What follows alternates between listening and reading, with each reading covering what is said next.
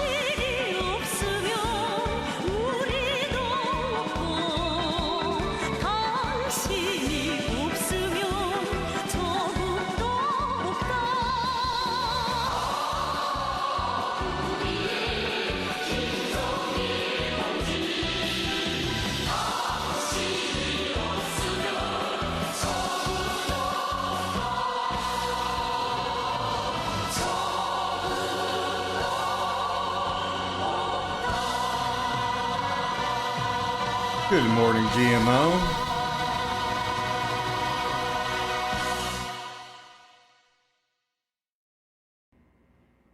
Hey, I'm Comrade Shane, and welcome to Juche Lessons.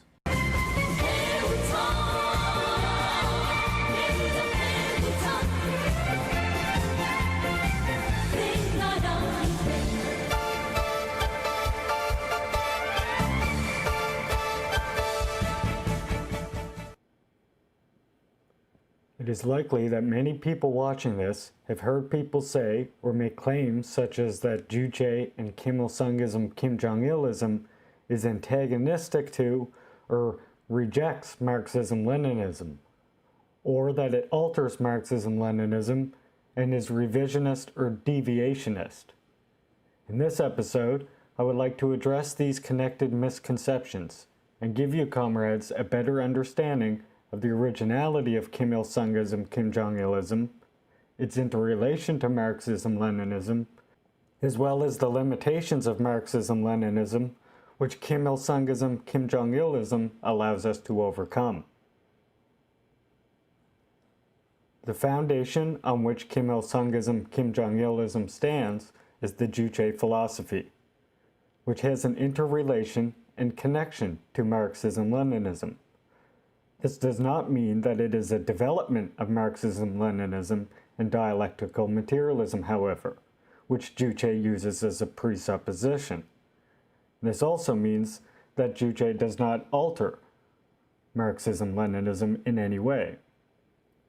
Juche is an original revolutionary philosophy which contributes to the advancement of scientific socialism itself, and this is the most important feature of the Juche philosophy.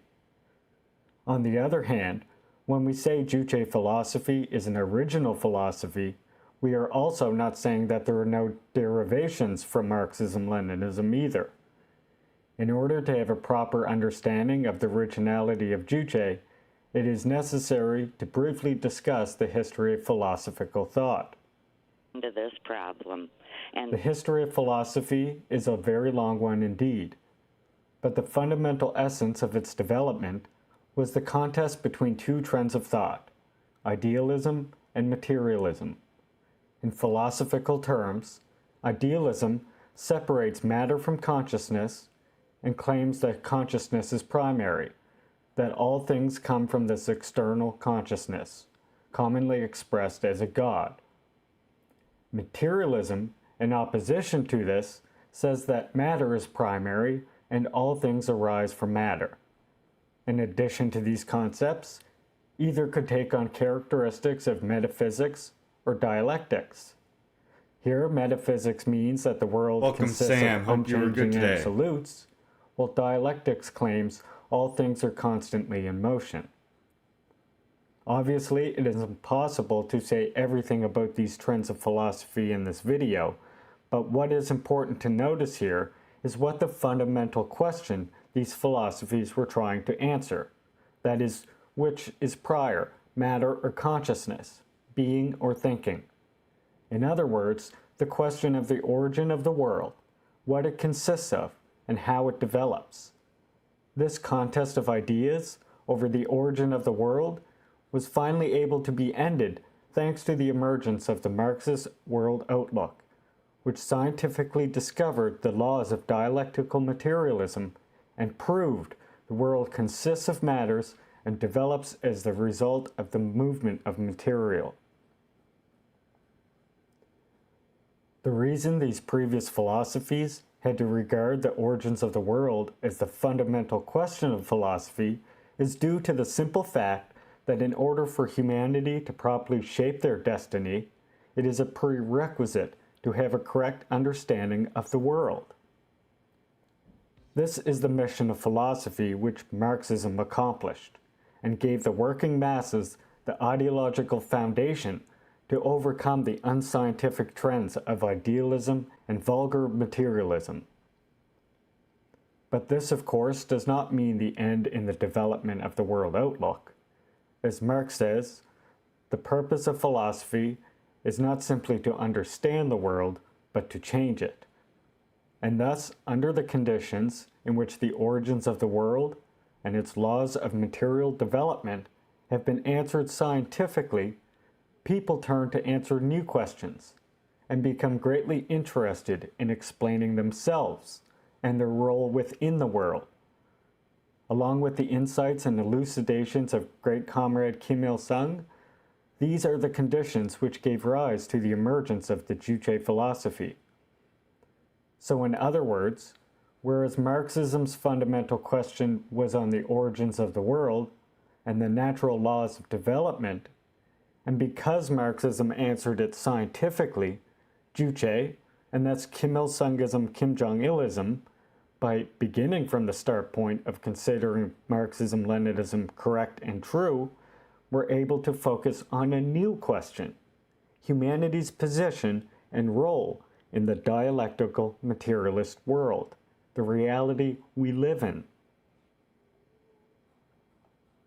As we can see by examining the history of philosophy, as well as the positions and contributions of Marxism-Leninism and Kim Il-sungism, Kim Jong-ilism to philosophical thought, the Juche philosophy does not in the slightest deny the world outlook of dialectical materialism, and that in reality, Juche regards dialectical materialism as its premise, and could not have arisen or developed without the starting point of the dialectical materialist world outlook. The Juche view that the world is dominated and transformed by humanity is inconceivable separately from the materialist dialectical understanding of the material objective world. From the starting point of philosophical idealism, for example, which provides the foundation and justification for an omnipotent God that predetermines human destiny, if the world did not change according to a certain natural law, humanity could not learn those laws in order to transform the world consciously and purposefully, making it impossible to draw the conclusion that humanity dominates the world.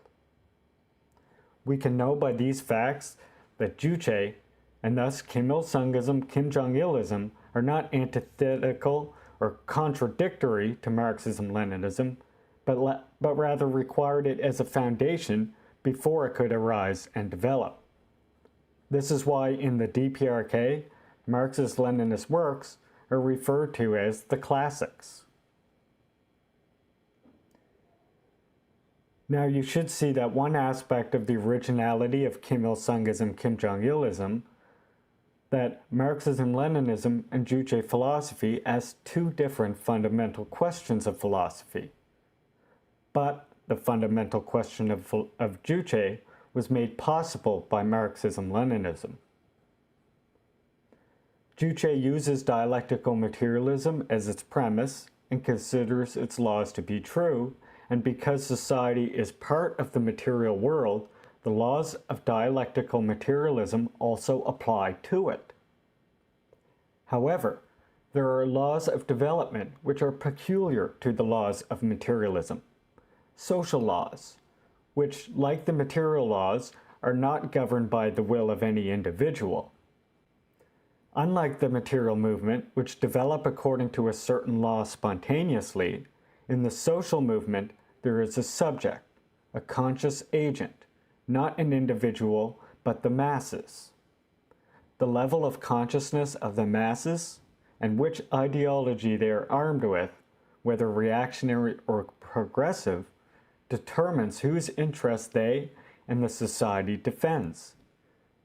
Society guided by reactionary ideology defends the interests of the exploiting ruling classes, while society guided by a progressive idea defends the interests of the progressive classes, the working masses. So we can see that Juche philosophy not only recognizes the objective conditions and laws governing them, elucidated by Marxism-Leninism, but additionally recognizes and analyzes the subjective conditions which govern the communist revolution. And so we have arrived at the first limitation of Marxism I will mention. Since Marxism had to focus on scientifically explaining the world against the idealist and metaphysical world outlooks, it is only natural that it had to focus primarily on the material objective conditions, especially in its fundamental question of philosophy. Kim Il-sungism, Kim Jong-ilism does not deny historical materialism, nor its contribution. It is able to defeat the reactionary viewpoints, and it discovered the material laws of the world's development. Since humanity lives in the objective world and society is inseparably linked with nature, the general law of development of the material world acts on social phenomena. However, if you overlook the social movement being governed by its own law, and if you apply the general law of development of the material world mechanically to social phenomena, it is possible one can acquire a limiting understanding of social history. The social movement is a movement of humanity. Humanity transforms nature to create material wealth and material conditions for life. Transforming nature and creating material wealth is an endeavor to satisfy social demand and can only be done through people's social cooperation. People transform society to improve and perfect the relations of social cooperation. It is humanity who transforms nature and society, and in doing so, transforms themselves.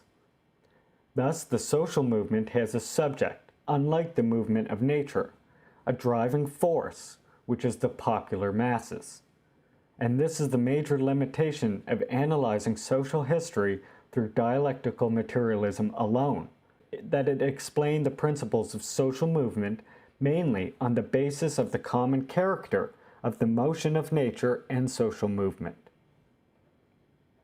Allow me to quote Comrade Kim Jong-il on this subject to clarify this further. Quote, "Of course, society too changes and develops in accordance with a certain law, not by humanity's own will. But the action of the law in society is fundamentally different from that of the law of nature. In nature, the law works spontaneously, regardless of humanity's activity. But in society, the law works through humanity's independent, creative, and conscious activities. Some of the laws of society governs every society in general, irrespective of social systems, and some of them govern a particular society. Because all the social laws work through humanity's activity, they may work smoothly, or their actions may be restrained or limited depending on humanity's activity. When I say that social laws function through humanity's activity, I do not deny the objective character of social laws. and possible spontaneity in the social movement. If a certain socio-economic condition is created, a social law corresponding to it functions inevitably, and therefore it assumes an objective character as a natural law does. Spontaneity in the social movement is due to a relatively low level of humanity's independence, creativity, and consciousness, and to the absence of a social system under which people can display them to the full. With the growth of humanity's independence, creativity, and consciousness, and with the establishment of the social system which ensures a full display of these qualities, humanity will work better in keeping with the objective laws, and the range of spontaneity will narrow. Social development is the process of the development of the masses' independence, creativity, and consciousness. With the growth in these qualities, and with the consummation of the social system capable of meeting their requirements, the society will develop more and more through the purposeful and conscious activities of the popular masses." End quote. The habit of worshiping Marxism-Leninism blindly is harmful to the communist movement. It results from reading and memorizing the theories and doctrines, but not grasping their revolutionary essence. Marxism-Leninism was never meant to be a dogma, but a guide to action, and must reflect the actual conditions and answer the questions facing us in reality. As great amounts of time pass and conditions change, there are inevitably going to be certain historical limitations revealed, questions which the previous theories did not have answers to, but which we can answer by adhering to the revolutionary character and approaching these questions creatively. Obviously, I can't go into a detailed analysis of the historical limitations within the confines of this video, so I'll have to simplify my examples. Marxism was formulated in the period before the transition from capitalism to imperialism, and they analyzed the historical stage of pre-monopoly capitalism. This was the environment Marx and Engels lived and developed their theories, and they based their analysis of social, economic class relations in Britain, Germany, and other developed capitalist countries.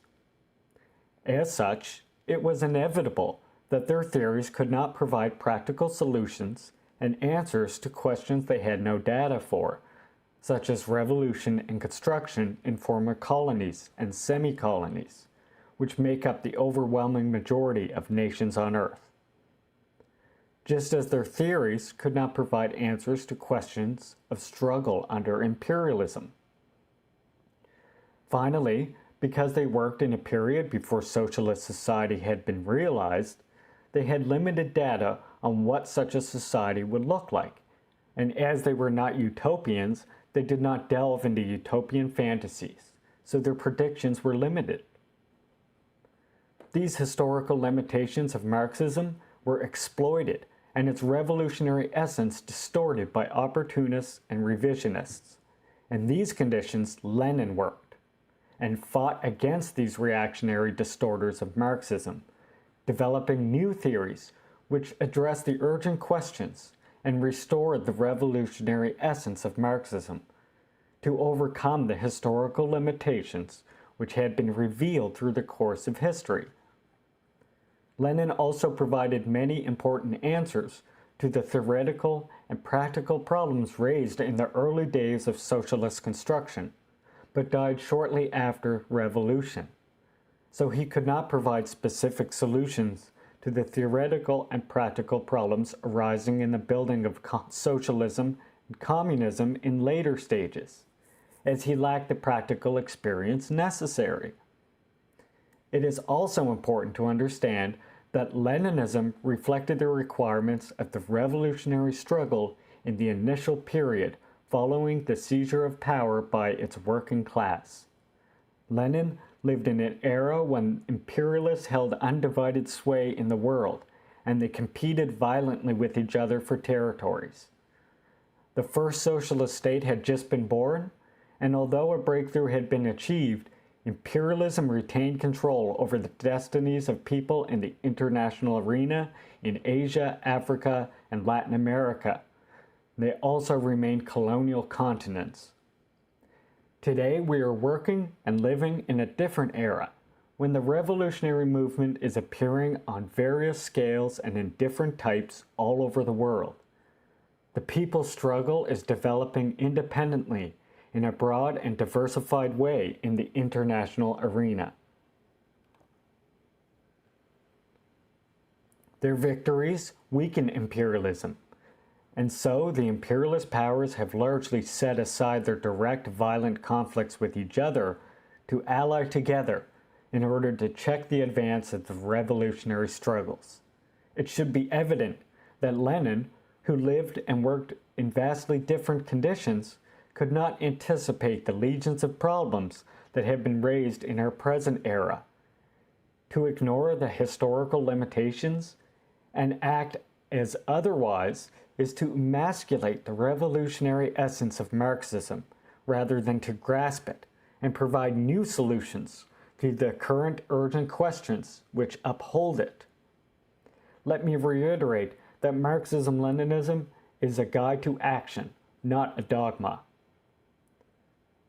When Kim Il-sungism, Kim Jong-ilism, and Juche talks about limitations of Marxism-Leninism, it is not saying that the theories and doctrines should be discarded, nor is it even saying they are wrong, but rather it is saying that with the development of conditions and historical circumstances, new problems arise, which the existing theories did not have the practical answers to.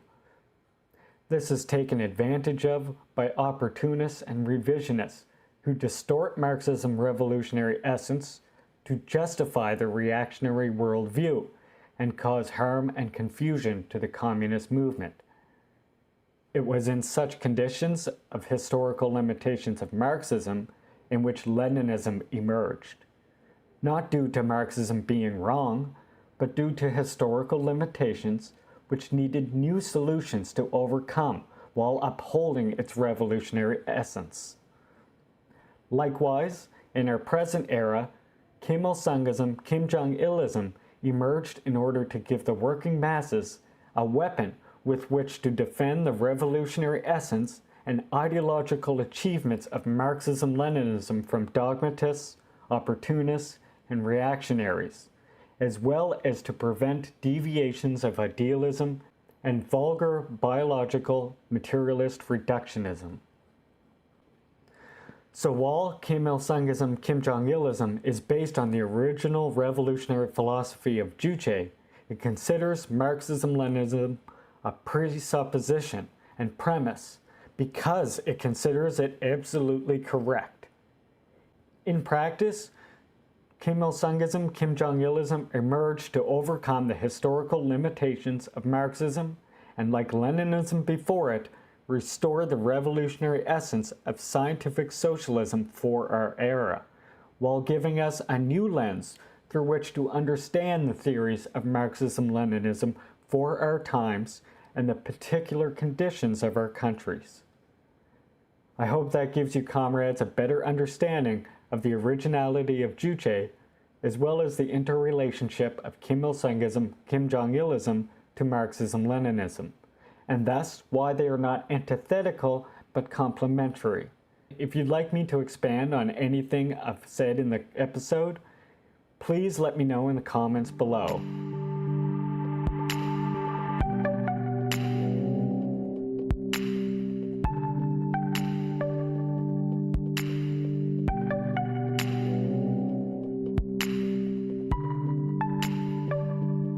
That's all for this episode. Check out our Facebook and Twitter pages for more Juche and DPRK content, which I will leave links to in the description of this video. If you enjoyed what you saw, please remember to like, subscribe, and share, so we can raise the revolutionary consciousness of the masses, and because I run solely on your motivation and encouragement. Red salute, Juche comrades. I want to hear this song one more time.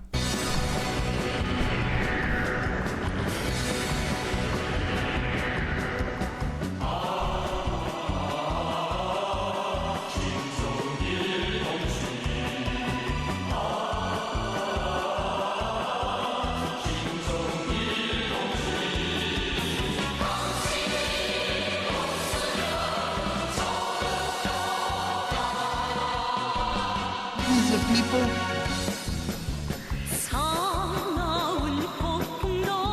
Sorry, I just noticed I had the volume down on that.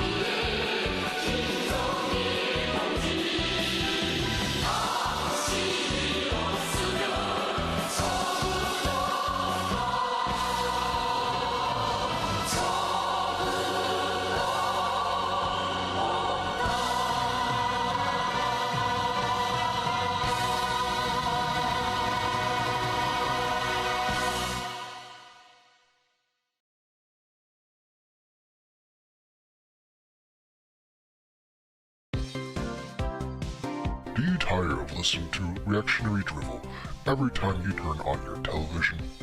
Do you want to learn about communism in a fun and interactive way instead? Then come down to Leaping Larry's.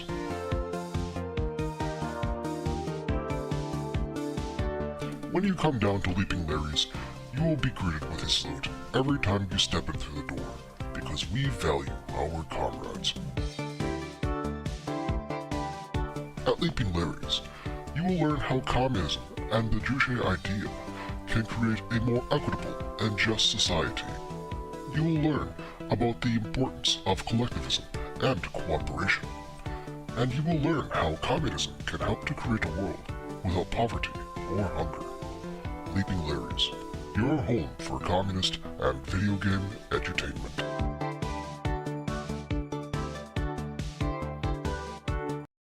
Welcome everybody. Hope you are well today. The new famous intro. Or is it infamous? Can't decide yet. How is everybody today? Welcome in chatters, welcome in lurkers, and welcome people from the future who are watching this in the future. Hope it's all right in the future there. Hello Disco Rat, welcome comrade. Hope you're well today. Hope you all are well today. You're from the future? Welcome to the past. Hey Katrina, welcome comrade. You all are fantastic today. Oh, I'm Leaping Larry, communist streamer from up north here, North America, Turtle Island. Mi'kmaq streamer. we talk a lot about anti-colonial politics. We read theory on Tuesdays and Thursdays. Hey, that's today. We watch socialist movies on Mondays. And at the end of long streams, I play some games as well as weekends. On the weekends, a lot of times it's games that you comrades, can control. Today we're going to be reading the next part of Domenico Lasardo's History of Stalin. History and Critique of a Black Legend. We're on Chapter 2, The Bolsheviks from Ideological Conflict to Civil War, the Russian Revolution and the Dialectic of Saturn. Before we do that, however, I do have a couple articles. I wanted to see Protect Wet'suitenland, and I wanted to read this one here, KPA General Staff releases report. You don't know, the US is ramping up a war right now, trying to ramp up a war against DPRK, including like the most extreme form of war games that they have engaged in since probably the last fucking 30 years, I would say. So I wanted to I'll read those two articles to you. And then I also just wanted to point out, we have here at Peace, Land, and Bread, comrades, we have a new read for you all here. New blog read. We will do this another day. Probably read this to you tomorrow, actually. But if you're interested in checking it out before, Iceland, a cold house for workers. The Iceland dispute has demonstrated beyond all doubt what a fighting union can achieve. And this is a really good article, sort of relating to Ireland as well. Check it out. DPRK now shared a video concerning war reparations. Yeah, definitely something the imperialists should pay, right? Okay, but before I do all of that, you know, we like to start a little bit more lighthearted, although still very much communism. We're going to be watching the next episode of this Karl Marx anime, The Leader, episode 4. Leader, EP4. Let me just link it in chat for you all so that you... Oh yeah, I forgot. I'm not on cam down here. There. That's better. Okay. Link this all, and let's watch our morning communist cartoons, comrades. And then we'll get to the news, and then we'll get to our read. Welcome in, everyone, again.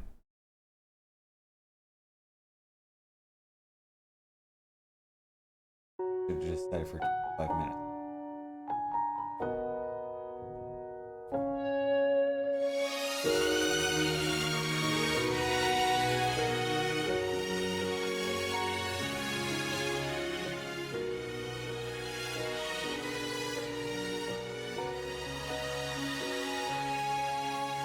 We're gonna have a quick joint while we're watching this too. Hold on.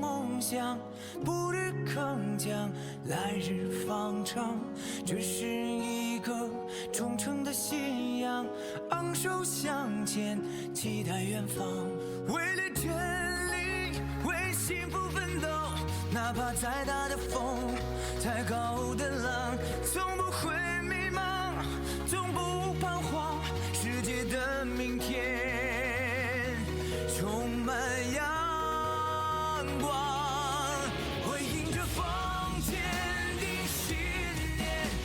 有光芒，我看到如此真实、如此美好的未来。我领着风，坚定信念，拼尽力量。我知道美好愿望不会辜负了时光。我迎着风。 有光芒，我看到如此真实、如此美好的未来。我领着风，坚定信念，拼尽力量。我知道美好愿望。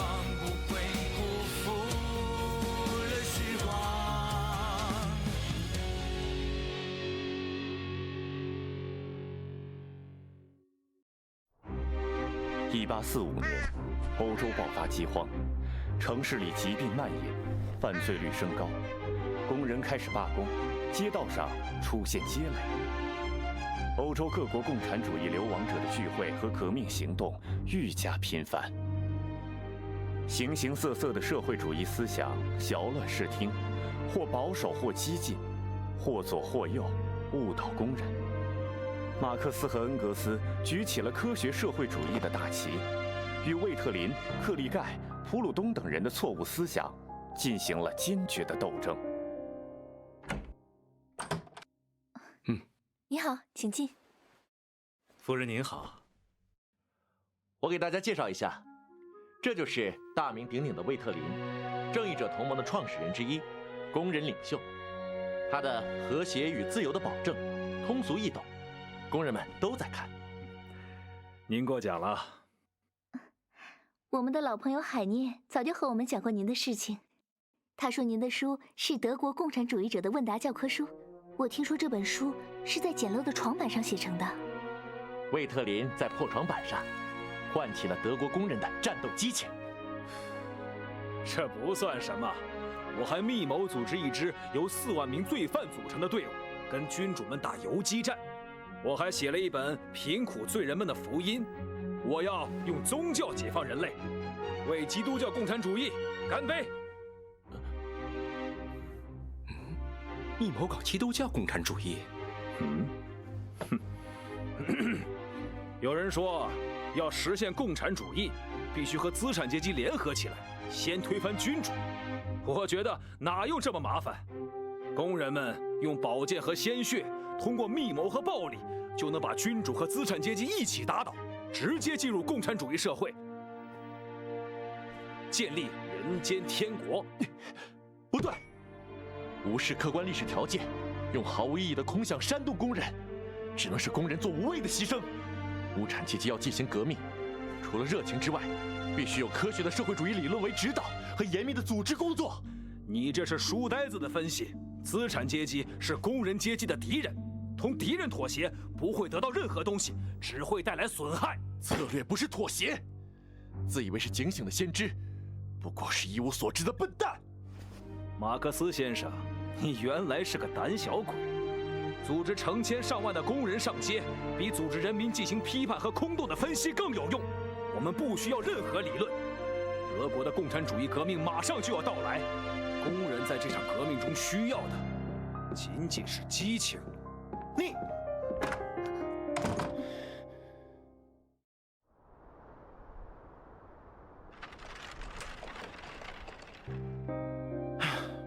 我真受不了这些所谓的真正社会主义者。我数了一下，光这第13号报纸就宣扬了35种爱的表现。这个克里盖鼓吹用爱把一切人团结起来，这简直是梦话。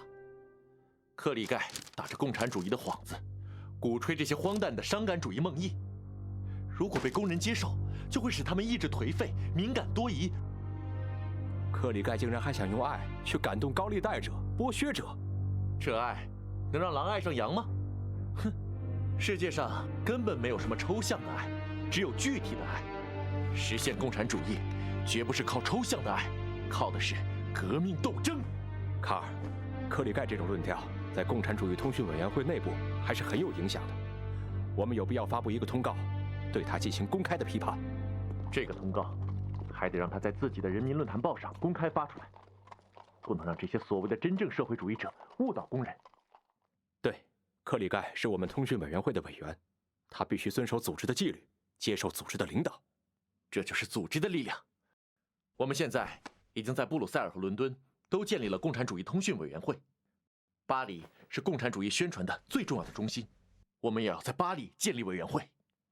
要在巴黎建立委员会，这就需要得到普鲁东的支持，他在法国工人中很有影响。我写信邀请他了，但是他的回信有点冷淡。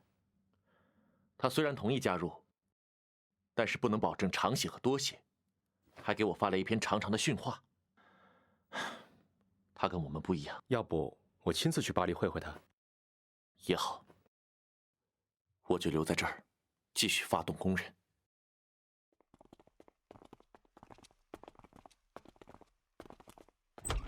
欢迎你，欢迎你，马斯先生，你终于来了。幸会。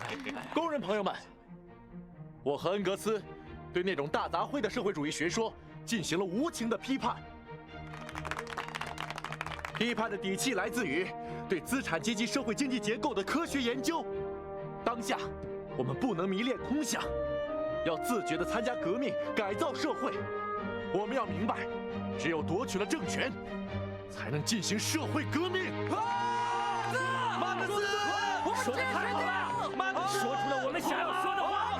马克思，说得好，你才是我们工人的主心骨。卡尔，你快点回家吧，家里来了一个科隆的钟表匠，看起来神神秘秘的，说有重要的事情找你。抱歉，我先走了。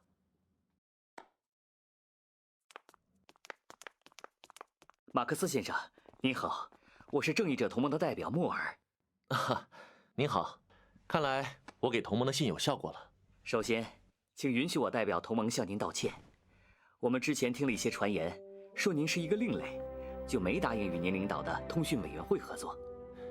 我猜到了，所以我才给你们写了一封长信。您这封信太及时了，您对革命形势的分析，您的科学理论和完美逻辑征服了我们。我们都觉得，现在应该和魏特林划清界限，不搞宗派和密谋，追求更科学的共产主义。对，像正义者同盟这样的无产阶级组织，必须要有科学的理论指导。请。所以，我们想邀请您和恩格斯先生加入我们的同盟，让同盟重新焕发活力。我同意。恩格斯虽然现在在巴黎，但他肯定也会接受邀请的。好。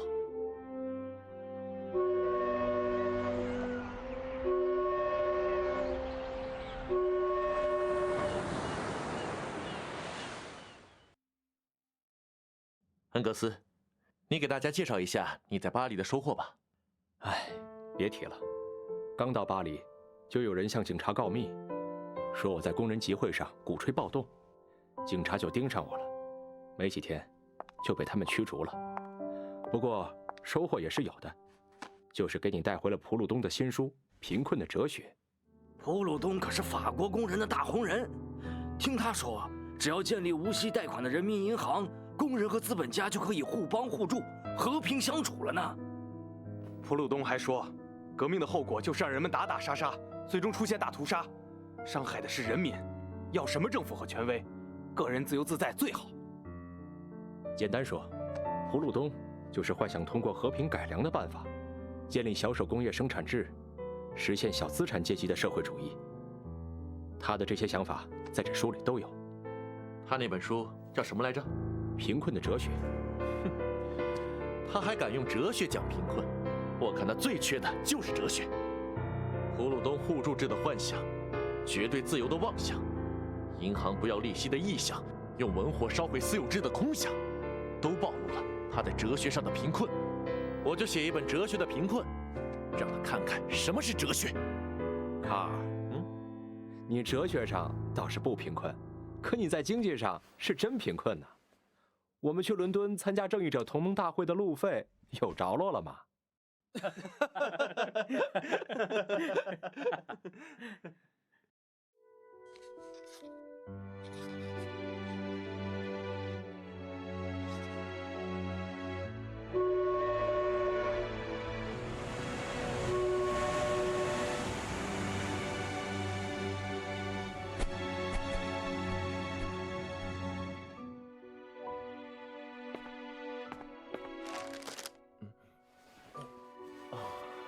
哲学的贫困，一点也不贫困啊！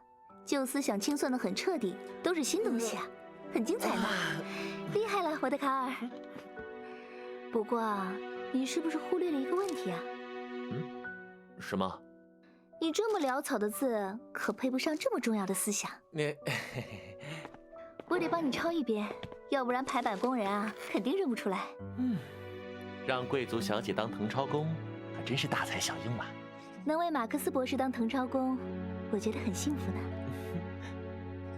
卡尔，卡尔，我回来了，有好消息。卡尔，正义者同盟接受了我们的建议，改叫共产主义者同盟，把人人皆兄弟的口号改成了全世界无产者联合起来，不再搞宗派和密谋了，要实行新的民主制。另外，我还认识了很多优秀的同盟会员，比如里普克内西，他也是德国人，对我们的观点非常认同。太好了，工人终于组织起来，有自己的政党了。世界上第一个无产阶级政党。同盟还请我们俩起草一份政治纲领呢。我在路上写了个初稿，用的是问答题，可总觉得冲击力不够。哎，你快帮我看看。好。确实有点平淡，有点像教科书啊。要不我们试试用宣言的形式来写，就叫《共产党宣言》，用最热情而富有冲击力的文字，向全世界宣告共产党人的观点。好主意。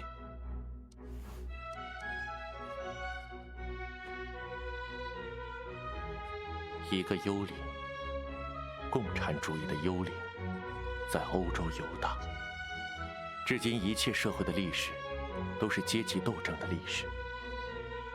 资产阶级在历史上曾经起到过非常革命的作用。无产阶级的运动是绝大多数人的，为绝大多数人谋利益的独立的运动。资产阶级的灭亡和无产阶级的胜利不可避免。共产党人可以把自己的理论概括为一句话：消灭私有制。代替那存在着阶级和阶级对立的资产阶级旧社会的，将是这样一个联合体。在那里，每个人的自由发展是一切人的自由发展的条件。共产党人不屑于隐瞒自己的观点和意图，让统治阶级在共产主义革命面前发走吧。无产者在这个革命中失去的只是锁链，他们获得的将是整个世界。全世界无产者联合起来。1848年2月，《共产党宣言》在伦敦出版，标志着科学社会主义诞生。一经问世，就震动了世界。1848年，欧洲各国人民揭竿而起，掀起了反抗统治者的革命风暴，席卷整个欧洲。比利时国王担心马克思在布鲁塞尔鼓动革命，驱逐了马克思。马克思一家被迫前往巴黎。幸亏他们没有搜到武器，也就只是把我们关几天。燕妮，委屈你们了。母亲给的6000法郎，本来可以让我们把债还了，过一段舒心的日子。可谁想到，你又去买了匕首和左轮手枪，越来越激进了。燕妮，你了解我。为了革命，我别无选择。批判的武器不能代替武器的批判，笔杆子不能代替枪杆子。卡尔，我懂你。既然选择了跟你在一起，也就是选择了革命。生活让谁也骄傲不起来，但是革命可以让我们很骄傲。我们这次去法国，也是很让人激动的。法国共和政府取得了革命的胜利。他的领导人弗洛孔不但邀请我们去巴黎，而且还告诉我，巴黎是革命的中心，法国人已经争得了男性的普选权，人们都沉浸在自由的阳光中。还有哪里能比身处新革命朝阳的照耀之处，更能让人感到安心呢？啊，这简直是太乱了！是啊，是工作也不顺心。革命太让人振奋了，我们同盟终于可以光明正大的开会了，再也不用偷偷摸摸了。最让我兴奋的是，巴黎和维也纳的革命，把德国人民的革命激情也点燃了。柏林到处是革命的人群，国王威廉害怕了，他不但在王宫的阳台上向民众脱帽道歉，而且还要进行民主改革，取消了书报检查制度。革命的力量真的巨大。威廉还下令赦免全部政治犯和政敌，允许普鲁士流亡者回国。哦，太好了，我们可以回普鲁士了。我也可以回特里尔看看妈妈和哥哥了。你哥哥那么蠢，没准儿能在普鲁士新政府混上个部长呢。那马克思你就有个保护伞了。不开玩笑了，我和马克思也会把研究工作放一放，投身到革命运动当中去。但我们不会像浪漫的海尔维格那样，不讲策略，冒险组织军团去当炮灰。我们得用笔杆子把枪杆子变得聪明起来。正好我还有遗产，回去办个新莱茵报。好，回祖国战斗去！回祖国战斗去！1848年4月，马克思和恩格斯回到科隆，创办《新莱茵报》。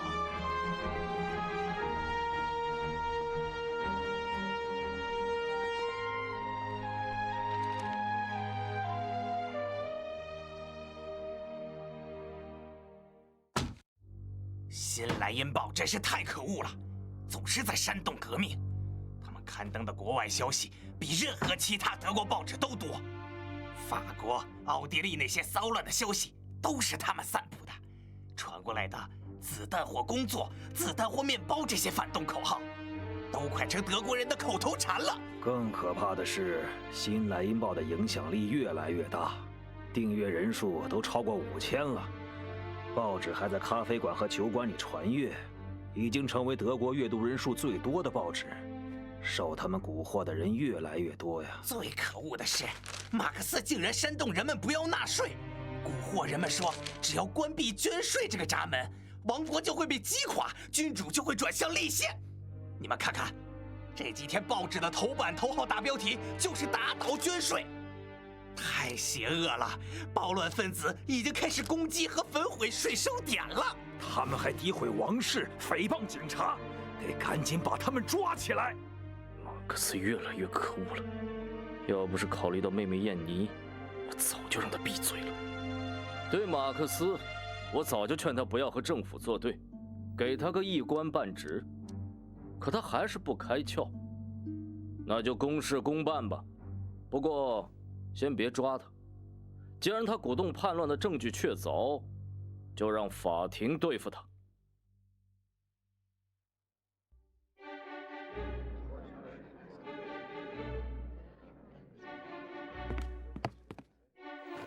马克思、恩格斯 Good morning, Cass. 检 Hope 察 you're 长 well 茨 today, 威菲尔指 comrade. 控你们侮辱他，你们认罪吗？如果《新莱茵报》这篇文章直接说茨威菲尔是人民的叛徒，那报纸的确有罪。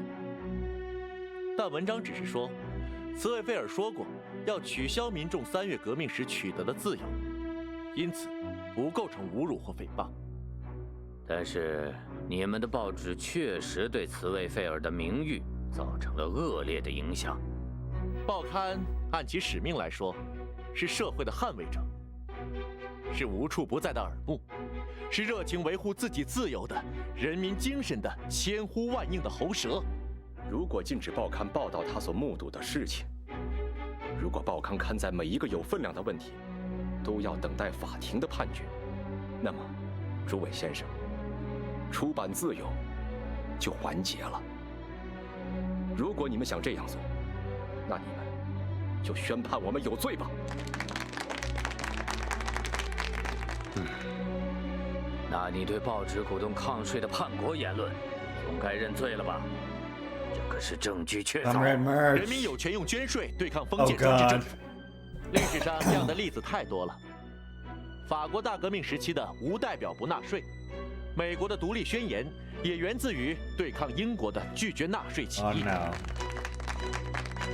Well, you've done it, comrades. 经陪审团审议。You completed the Force Me to Play Zelda CDI challenge. 属于践行权力的范围。You contributed 20% merch? 这是法官给 Oh God. 马克思先生，您的辩词让我大开眼界。政府想通过法庭让马克思和同伴销声匿迹，但莱茵省的陪审团并不配合，一次次的宣布取消或宣告他们无罪。1849年5月9日，《新莱茵报》发表文章，直接号召人民对抗国王。2天后，普鲁士政府决定驱逐马克思。我代表政府通知你们，由于报纸煽动叛乱，政府决定驱逐你的所有员工。限你5月20日之前离开普鲁士。我们还有3天的时间，凭什么现在就要查封报社？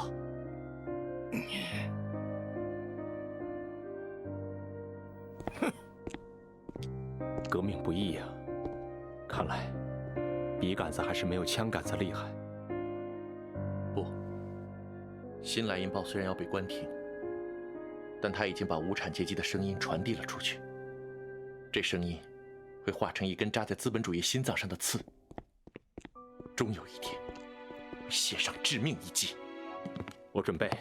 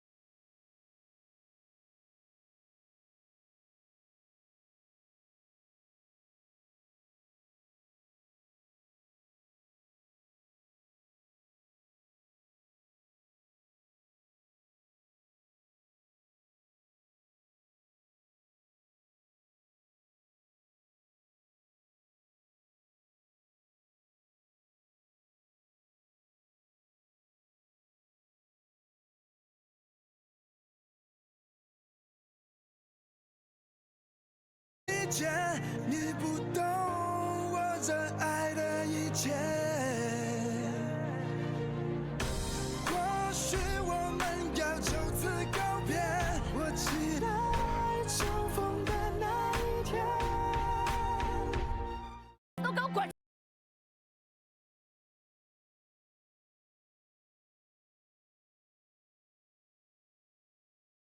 ！Here we go. Pretty good episode. All right, comrades, you did it.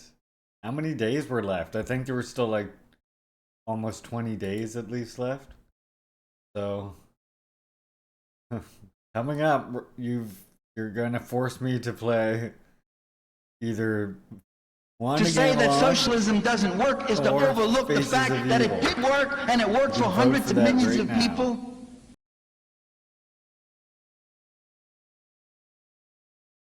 Yeah, the Charles Marx's anime.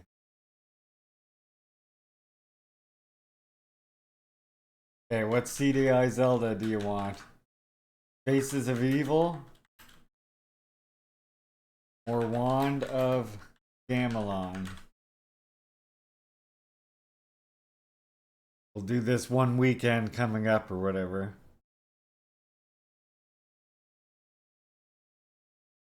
Alright.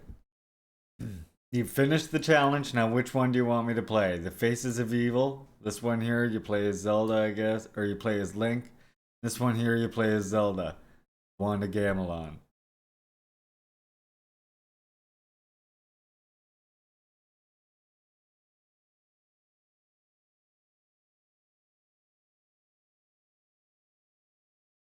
Let your voice be heard, because I'm only playing one.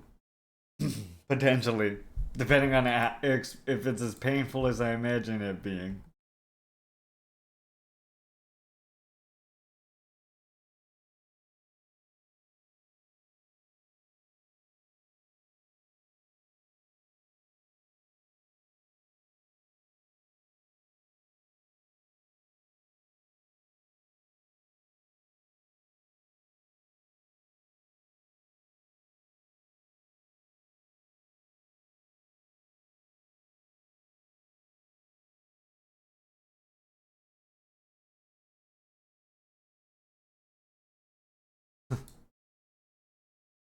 Come on now. We got it tied. What time are you starting the community theater? Yes, there's a vote. Because I had a challenge where comrades, if they got me to 100,000 labor vouchers, they forced me to play this awful CDI Zelda game. Yeah, it might pop in at some point, Falcon. But there's 2 awful CDI Zelda games, so it's up to you, comrades, to decide which one do you want to see me play. Wand of Gamelon, where you're Zelda, or Faces of Evil, where you're Link. Got like a couple minutes left to vote. If it ends on a tie, I'll just have to flip a coin. If there's one you actually want to see, make sure you vote for it. Kichima, Cyprian Konto Alliance, shoot to kill, Gamaza, kill the poor, the farmer. The Faces of Evil has Link. The farmer.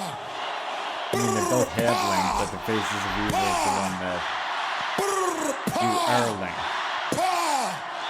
Attention. And it also, the Faces of Evil also has this bomb guy, who's pretty famous as well. Yeah, the bomb guy right here, pretty famous. So is this guy. I think they're usually featured in people's. Okay, Faces of Evil wins. There you go. Faces of Evil it is. It's a game, a very bad game. It looks like this is a screenshot from the game.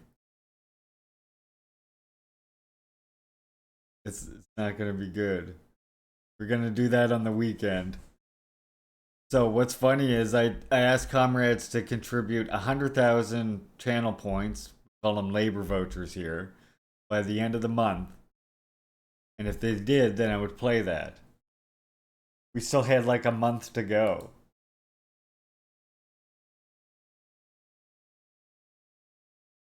Amazing graphics. I don't know what you're talking about. Oh, yes. It's just, it'll be so good. I was thinking for the next one, maybe we'll do Super Mario Chaos Edition, which is like this version of Mario 64 where they keep introducing glitches constantly.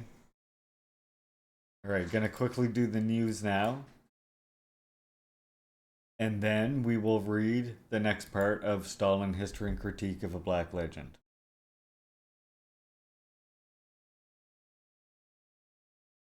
We have a Pyongyang Times article here. Let me just get this. I like it.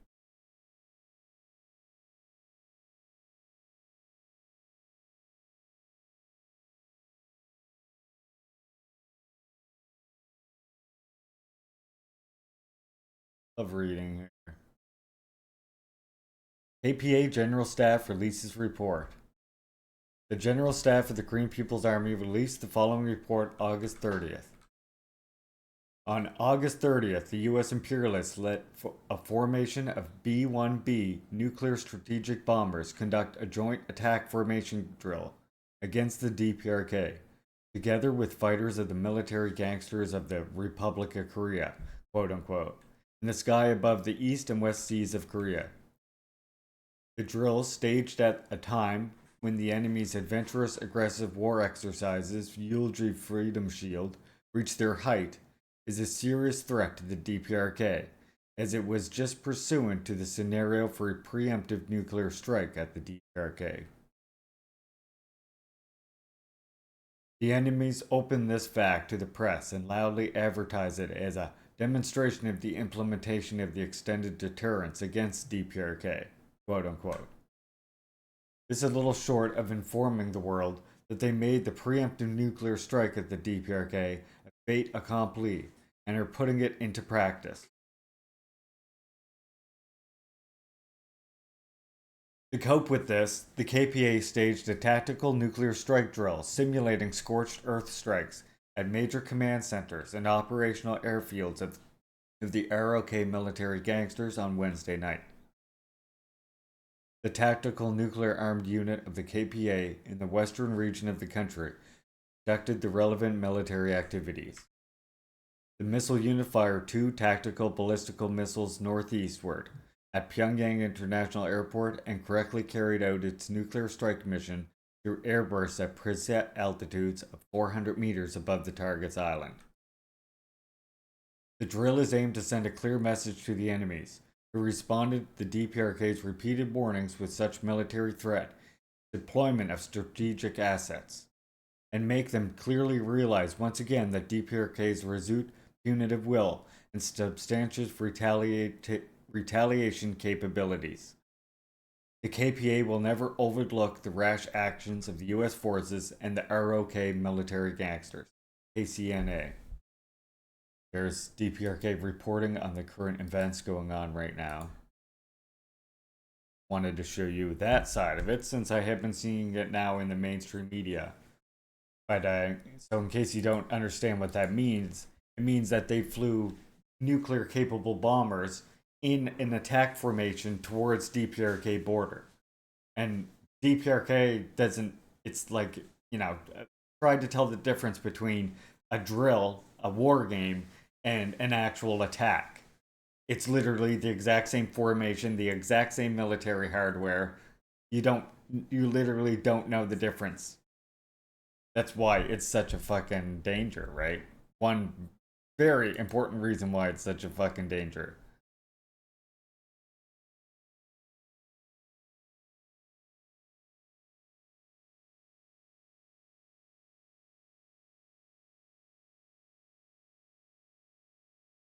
It's on DPRK now. Makes sense. Plug this thing in. Okay. Protect Wet'suwet'en land. This one here is from Workers' World.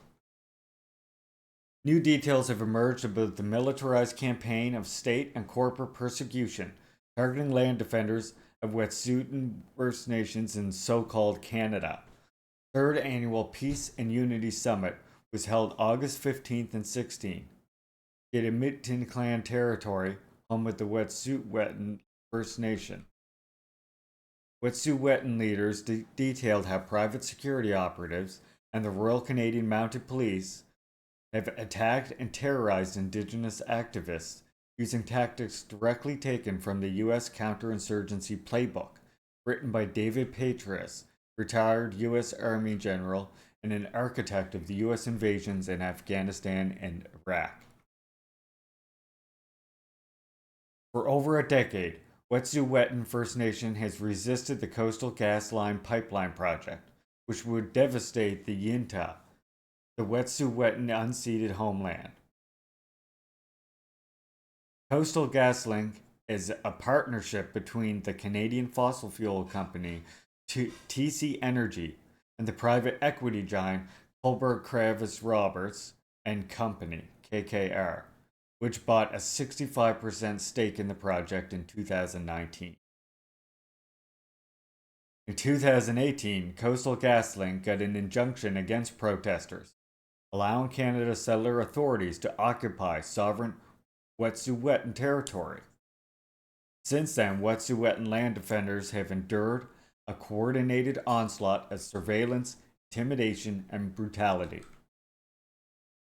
Over the past 4 years, RCMP SWAT teams have raided the land defenders camp 3 times, arresting over 75 land defenders, as well as journalists covering the protests. In the most recent raid in 2021, RCMP arrested over a dozen protesters. Raids, a form of war. Wet'suwet'en Hereditary Chief Namox described the 2021 raids as a form of war, physical and psychological. August 17th, he said. Police abetted by private security guards regularly harass land defenders, following them, conducting traffic stops, and searching their cabins, often in the middle of the night. One land defender reported receiving a rape threat via CB radio from a Coastal GasLink employee, which police did nothing to investigate. No surprise there. Again, here we had a dispute between native fishermen and commercial settler fishermen, who of course fished thousands times more in volume. And when they were overturning and destroying native lobster catches, literally RCMP again did nothing, as usual. This just typical mode of operandus for them. Such violence goes hand in hand with pipeline projects, such as Coastal GasLink, which directly contribute to the ongoing epidemic of missing and murdered Indigenous women. Man camps that host pipeline employees have become centers of human trafficking, sexual violence, and murder, where thousands of Indigenous women have disappeared or been killed. In Canada, the homicide rate for Indigenous women is at least 6 times higher than for non-Indigenous women. We absolutely won't stand down. We have every right to be here, said land defender Sildo Molly Wickham, spokesperson for the Gittimintan clan. This is occupation of our land. Our ancestors have been here for thousands of years, and they think they can come in here and harass us, intimidate us, fine us, jail us to the point where we're going to get off our own land. They're trying to remove us like they always have from our own territories. Unquote. From Ricochet Media, May 8, 2022. Wet'suwet'en leaders described at the summit, many of these brutal tactics come from the insurgencies and counterinsurgencies, a U.S. counterinsurgency playbook written by Petraeus, former CIA director and commander of the NATO-U.S. occupations in both Iraq and Afghanistan. In 2013, the year after he left the CIA, Petraeus joined KKR, chairman of the Global Institute. I identified ways to reduce risk, Petraeus said of his work with KKR. Once we made investments, we help companies as they run into problems. Unquote.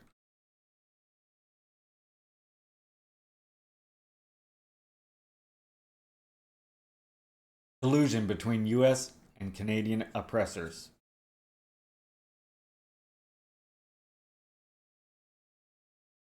Given the information revealed by Wet'suwet'en leaders, it appears Petraeus used old contracts to solve the problems imposed by Indigenous resistance to Coastal GasLink.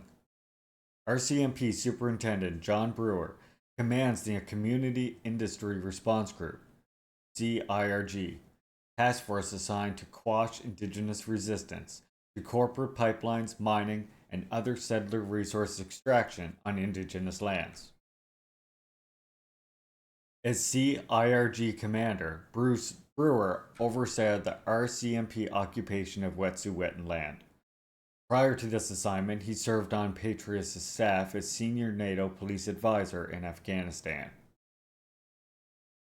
The roles of Patriot and Brewer persecuting the Wet'suwet'en highlights the link between Western imperialism overseas and the ongoing settler colonial occupation and genocide of indigenous nations on Turtle Island. Police and security forces have regularly used such counterinsurgency tactics against indigenous land defenders and water protectors, such as at Standing Rock, located in North Dakota and South Dakota, where private contractors used attack dogs, water cannons, tear gas grenades, rubber bullets against unarmed protesters. These men are trained to kill where they have been fighting. They probably killed before, and now they're pointing guns at indigenous people, said Gitsin leader Hapwilaksa Kirby Moldu, describing threats from police and corporate security trained in counterinsurgency tactics. Yet despite this onslaught from settler authorities, Wet'suwet'en land defenders vowed to continue their resistance. I'm standing in my truth.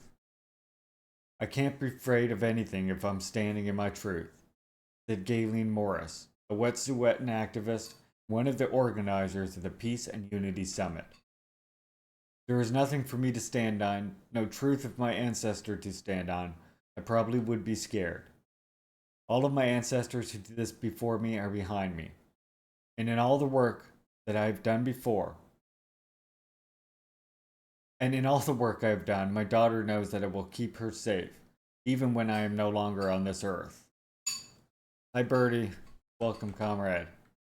The campaign of surveillance, persecution, and violence the Wet'suwet'en are fighting against reveals the implacable drive of capitalist settler system to continue exploiting the indigenous lands and resources on which it depends.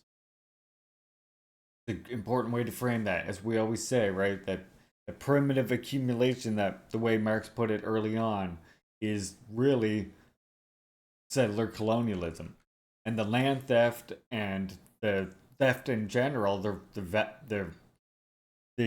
theft of resources and land that resulted from settler colonialism made capitalism possible.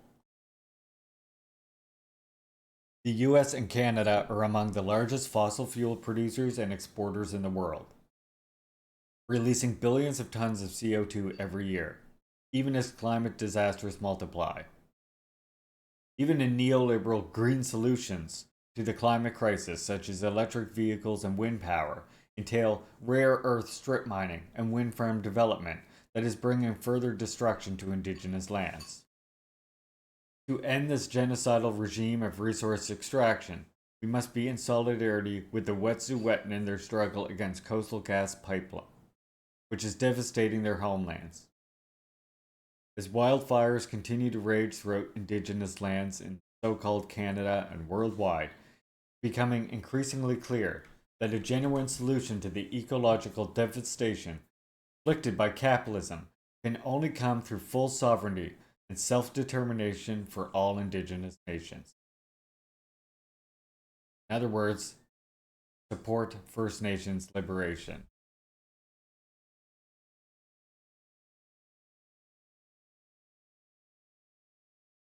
What did we all think of the news today? Fucking good, huh? Let's do a quick little music break, and then we will start reading our read here. The Bolsheviks, from ideological conflict to civil war, coming right up, right after this song.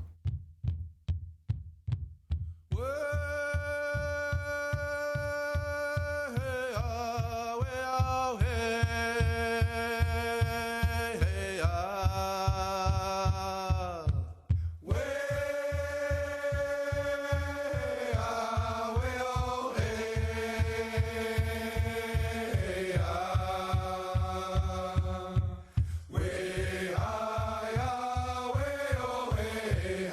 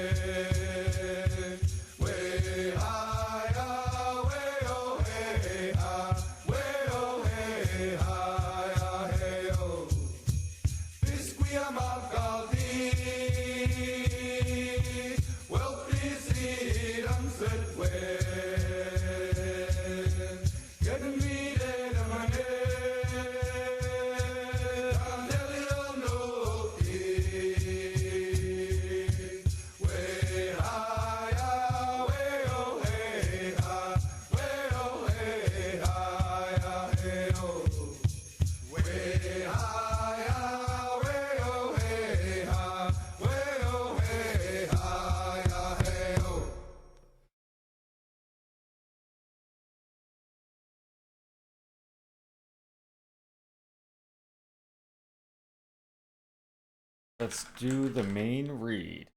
Not sure if we'll get through all of this chapter today, but we're gonna see what we can do. The big one here. The biggest chapter we've come to far.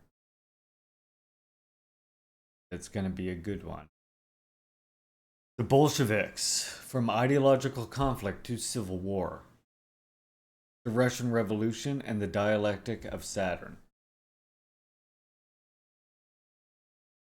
Should I go another?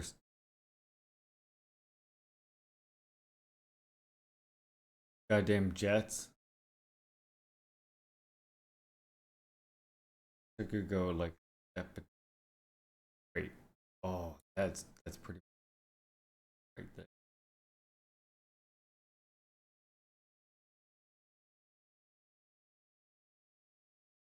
In Khrushchev's eyes, Stalin was guilty of horrendous crimes to the detriment of his own party comrades.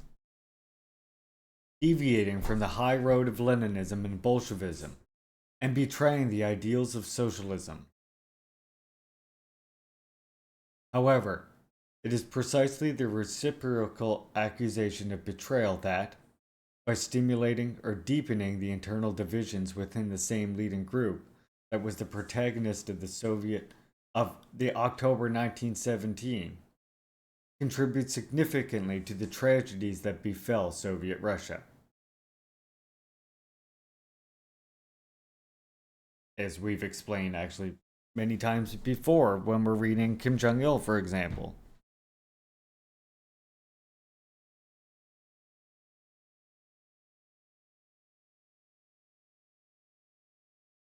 How to explain these splits? The dialectic, on the basis of which Saturn devours his children, is certainly not an exclusive characteristic of the October Revolution. The chorical unity that presides over the overthrow of an ancient regime now disliked by the majority of the population inevitably cracks or disappears when it comes to deciding on the new order to be built. This also applied to the English Revolution and the American Revolution, quote unquote. I would add to that one. But this dialectic manifested itself in Russia in a particularly violent and prolonged way. Already at the moment of the collapse of the Tsarist autocracy, while attempts at monarchical restoration or the establishment of a military dictatorship followed one another, within the ranks of those who were determined to avoid a return to the past, there were nonetheless painful choices to be made. Did they commit themselves first and foremost to peace, or, as the Mensheviks thought, maintain or even expand the war effort, stirring support now in Russia as well for democratic interventionism?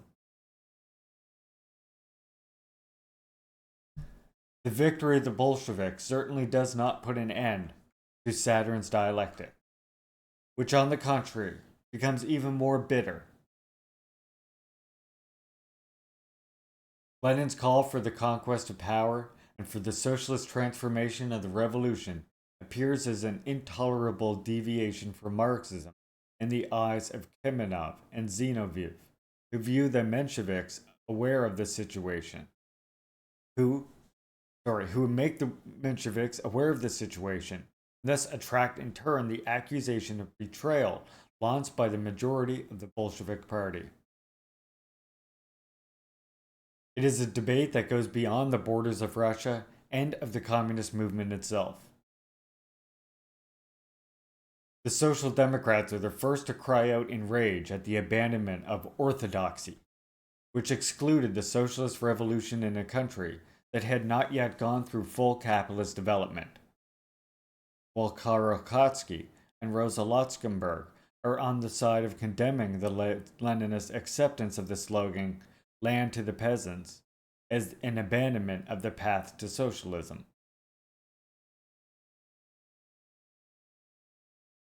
Those two differences are really important here. A lot of people still actually don't realize these differences.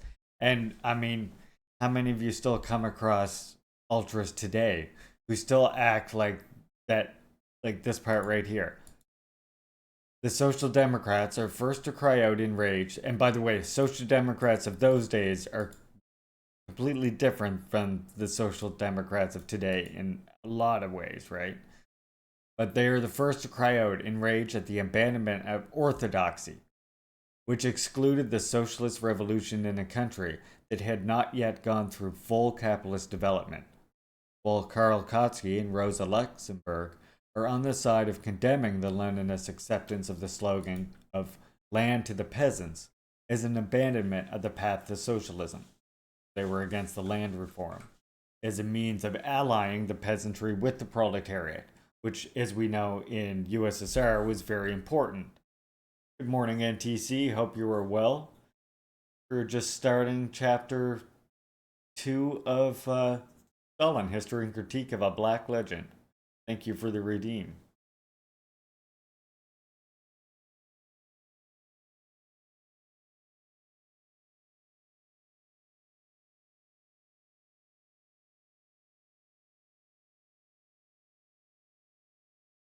But here, we should concentrate on the divisions that occurred within the Bolshevik leadership proper. Explaining the particularly devastating force that the dialectic of Saturn assumes are the messianic expectations aroused by the interweaving of circumstances, objective and subjective. There was a universally diffused dismay and indignation at the immense carnage and the configuration of different states in the struggle, World War I, as bloodthirsty Molochs, determined to sacrifice millions and millions of people on the altar of the defense of the homeland, hiding the real motives of imperialistic competition for world hegemony. This stimulated the push for a totally new political social order.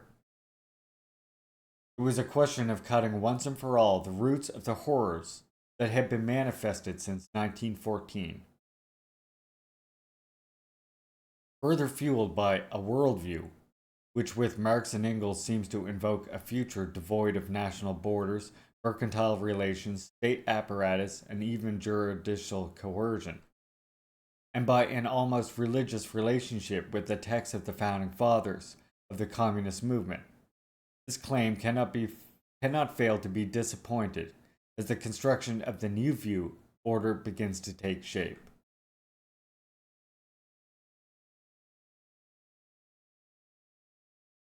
This is why, long before it burst into the center of Trotsky's reflection and denunciation, after having already appeared at the moment of the collapse of the Tsarist autocracy, the motif of the revolution betrayed accompanied the history that began with the rise of power to the Bolsheviks like a shadow. The accusation or suspicion of betrayal emerged at every turning point of this particularly torturous revolution, pushed by the needs of government action to rethink certain original utopian motives, and still forced to limit its great ambitions with the extreme difficulty of the objective situation.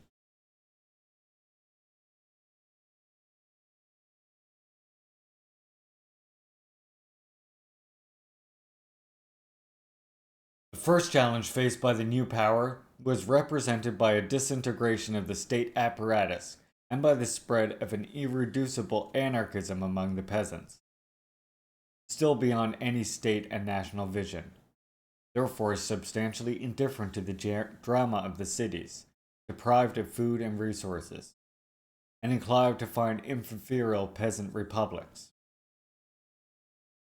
The same occurred among the deserters, now averse to any discipline, as is confirmed by the emergence in the districts of Bessarabia of the Free Republic of Deserters.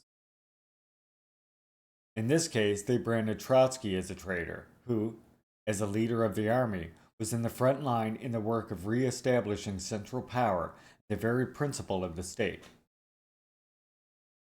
Here then were the peasants, the deserters, among whom there were no shortage from the Red Army, and the displaced invoking true socialism, and the true Soviets lamenting Lenin, who had endorsed or simulated the revolt against state power, and identifying Trotsky and Jews as vulgar usurpers.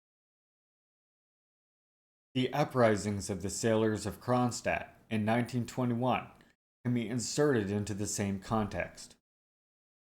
Apparently, on that occasion, Stalin pronounced himself in favor of a more cautious approach, i.e., waiting for the besieged fortress to run out of food and fuel.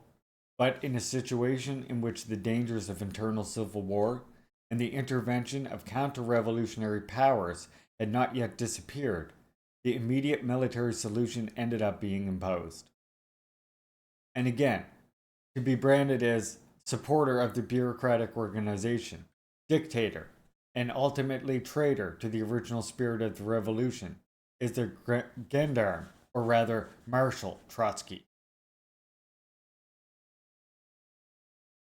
The latter, in turn, suspected Zinoviev of having fueled for weeks the agitation that led to the revolt, demagogically waving the flag of workers' democracy, as in 1917.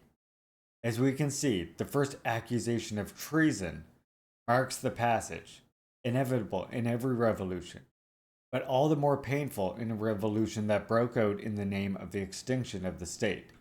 From the moment of the overthrow of the old regime to the construction of the new order, from the libertarian phase to the authoritarian one. And of course, the accusation or suspicion of treason is intertwined with personal ambitions and the struggle for power.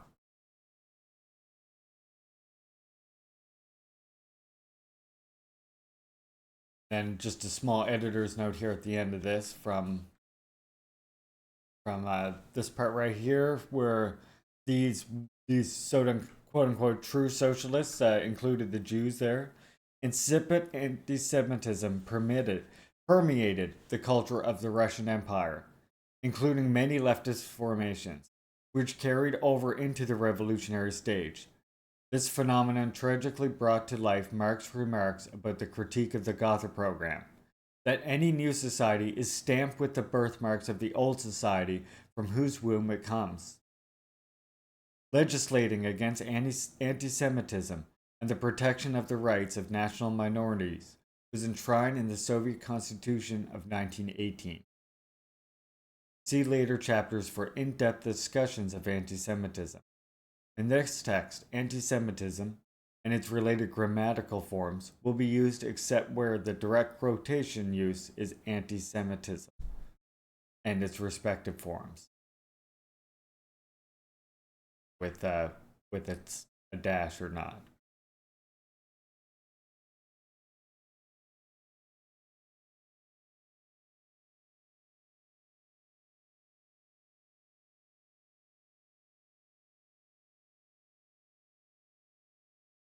Formative chapter so far, everyone. The Ministry of Foreign Affairs will close up shop, quote unquote. The patriotic rhetoric and national hatred, partly spontaneous and in part cleverly stirred up, had resulted in the slaughter of imperialist war. The need to put an end to all this appeared urgent. Thus emerged certain sectors of the communist movement, a completely unrealistic internationalism, which tended to dismiss the different national identities as mere prejudice. Let us see in what terms at the beginning of 1918 Bakunin opposed not only the Peace of Brest-Litovsk, but any attempt by Soviet power to use the contradictions between various imperialist powers, making agreements or compromises with one another. Quote, what are they doing? We are turning the party into a dung heap. We always said that sooner or later the Russian Revolution would clash with international capital. That moment has come. Unquote. Bakunin's disappointment and discomfort are well understood. About 2 years earlier, he had contrasted the war to the death between the great capitalist powers and between the various nation-states, and the chauvinistic turn of social democracy, with the prospect of humanity finally unified and united, thanks to the social revolution of the international proletariat, which overthrows the dictatorship of finance capital with an armed hand, with the socialist epigogues of Marxism, unquote, responsible for having forgotten or obscured the well-known thesis of the Communist Manifesto, according to which the workers have no fatherland. Defeated along with the bourgeois, the last limitation of the proletariat's philosophy is being overcome. It's clinging to the narrowness of national state, its patriotism. This power advances the slogan of abolishing state boundaries and merging all the people into one socialist family. Unquote. This is not the illusion of a single personality. In assuming the post of the People's Commissar of Foreign Affairs, Trotsky had declared, quote, "I will issue a few revolutionary proclamations to the peoples of the world. Then I will close up shop." Unquote. With the advent on the ruins of the war and on the wave of world revolution, of a unified humanity on a planetary level, the first ministry to prove superfluous would be the one that not normally presides over the relations between the different states.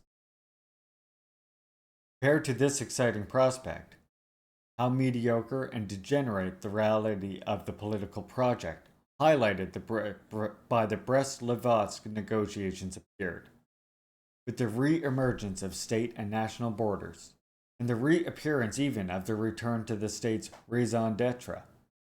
Not a few Bolsheviks militants and leaders experienced this event as the collapse, indeed as the cowardly, treacherous abandonment of an entire world of ideals and hopes. Certainly, it was not easy to resist the army of Wilhelm II, but to yield to German imperialism only because the Russian peasants, meanly attached to their interests and oblivious to the task imposed by the world revolution, refused to continue to fight. Was this not proof of the incipient peasant degeneration of our party and Soviet power, quote unquote?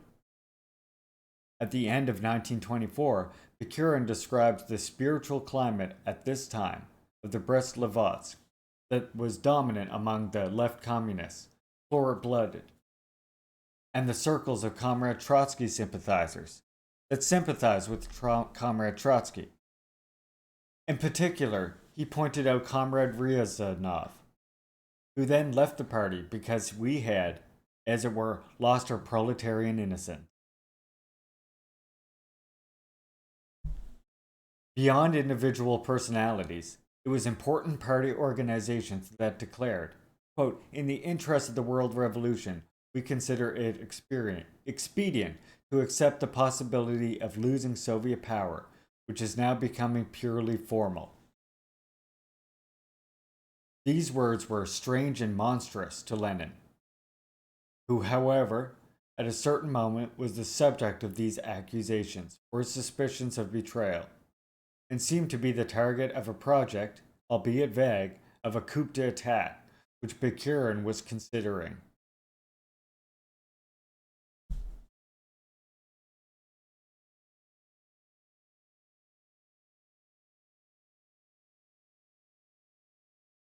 All the prestige and energy of the great revolutionary leader was needed to overcome this crisis. However, it reappeared a few years later. With the defeat of the Central Empires and the breakdown of the revolution in Germany, Austria, and Hungary, and its overbearing appearance in other countries, the perspective from which the Bolsheviks had been forced to take leave in Brest-Litovsk seems to regain new vitality and relevance. I certainly would have been friends. In concluding the first Congress of the Communist International, Lenin himself declared, quote, "The victory of the proletarian revolution on a world scale is assured. Founding of an international Soviet republic is on the way," unquote. Thus, the imminent defeat of capitalism on a world scale would quickly be followed by the fusion of the various nations, states into a single body. Once again, the Ministry of Foreign Affairs was about to become superfluous. The sunset of these illusions coincides with Lenin's illness and death. All the more serious is the new crisis because of the fact that now, within the Bolshevik Party, an undisputed authority is missing. From the point of view of Trotsky and his allies and followers, there could be no more doubts.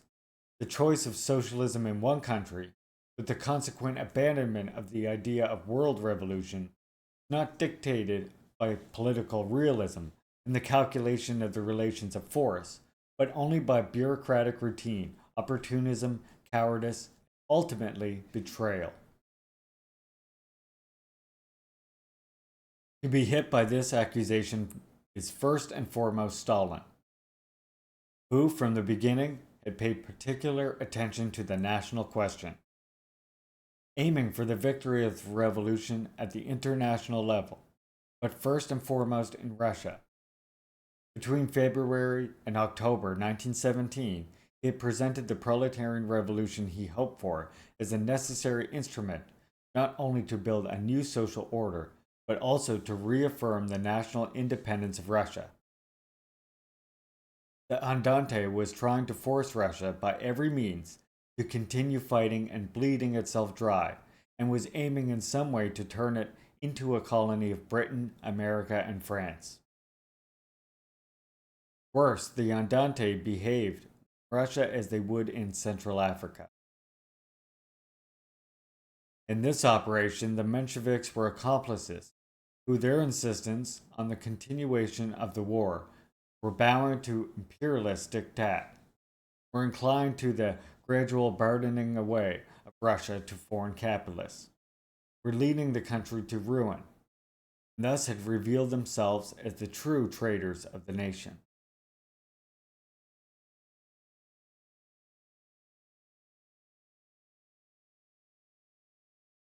And the Entente, by the way, as the editor points out here, if you're not familiar, the Entente, the Triple Entente, that World War I military alliance established in 1907 between the Russian Empire, the British Empire, the French Third Republic, in response to the Triple Alliance of Germany, Austria-Hungary, and Italy.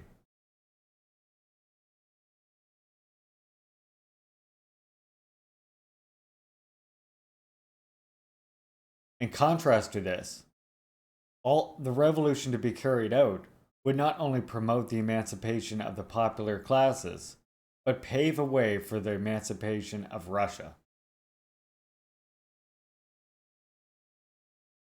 After October, the counter-revolution, unleashed by the whites, supported or aided by the Entente, had been defeated thanks to the appeal of the Bolsheviks to the Russian people to reject the invasion of imperialist powers, determined to reduce Russia to a colony, or semi-colony of the West. It was on this basis that the new Soviet power had also given their support to officials of noble descent. And promoting this line, Stalin had again distinguished himself, and had thus described what was at stake in the course of the Civil War. And this point right here is really, really fucking important. A lot of people have this idea that the Bolsheviks, achieved the socialist state, and then they have to fight off the invaders.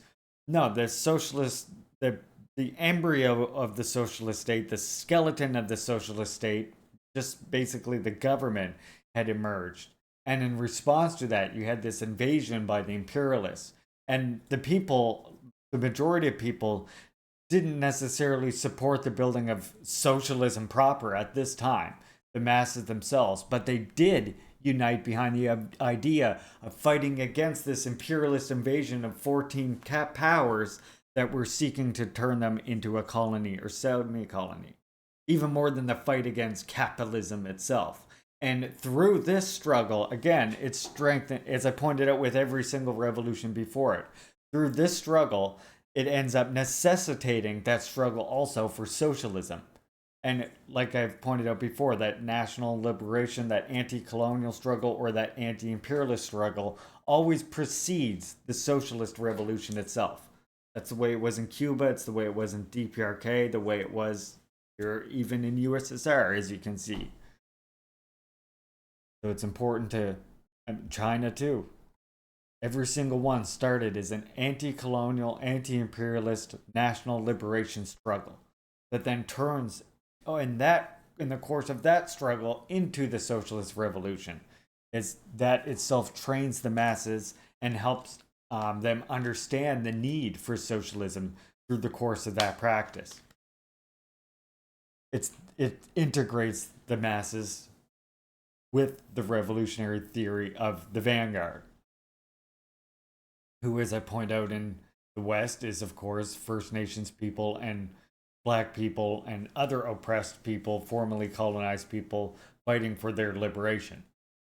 And I say that it's the job of the settler parties, who consider themselves to be too often themselves the vanguard, who actually just unite behind that leadership and recognize that the true vanguard is those people already fighting, whether they're formally formed into a communist party currently or not.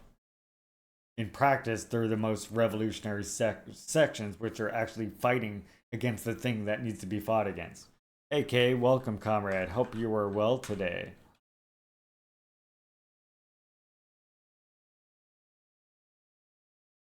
If you don't already, make sure you follow Comrade K.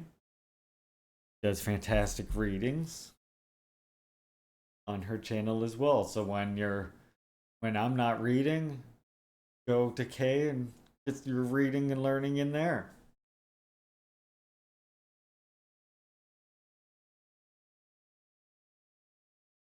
No problem, comrade. Thank you for coming and hanging out.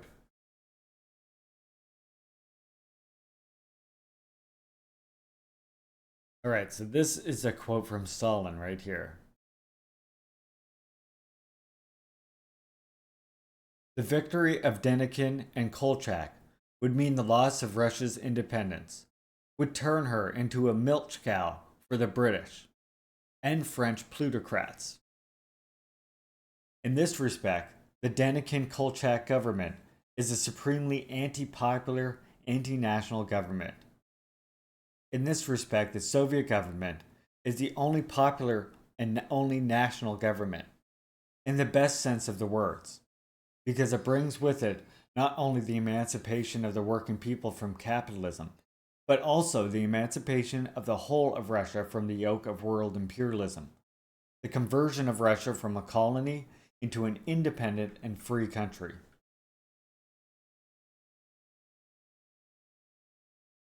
On the battlefields, they faced on the one hand Russian officers who had forgotten Russia, have lost all sense of honor, and are ready to desert to the enemies of workers and peasants, Russia. On the other were the Red Army soldiers, consciously fighting, not to protect capitalist profits, but for the emancipation of Russia. Unquote. In this perspective, social struggle and national struggle were intertwined. By placing imperialist unity, i.e. unity based on national oppression, with a unity based on a new recognition, the principle of equality among nations, the new Soviet Russia would put an end to the disintegration and complete ruin taking place in an old Tsarist Russia. On the other hand, by increasing its strength and prestige, the new Soviet Russia would contribute to the weakening of imperialism and to the cause of victory of the revolution in the world. And yet, when the Civil War and the struggle against foreign intervention were at the height limit,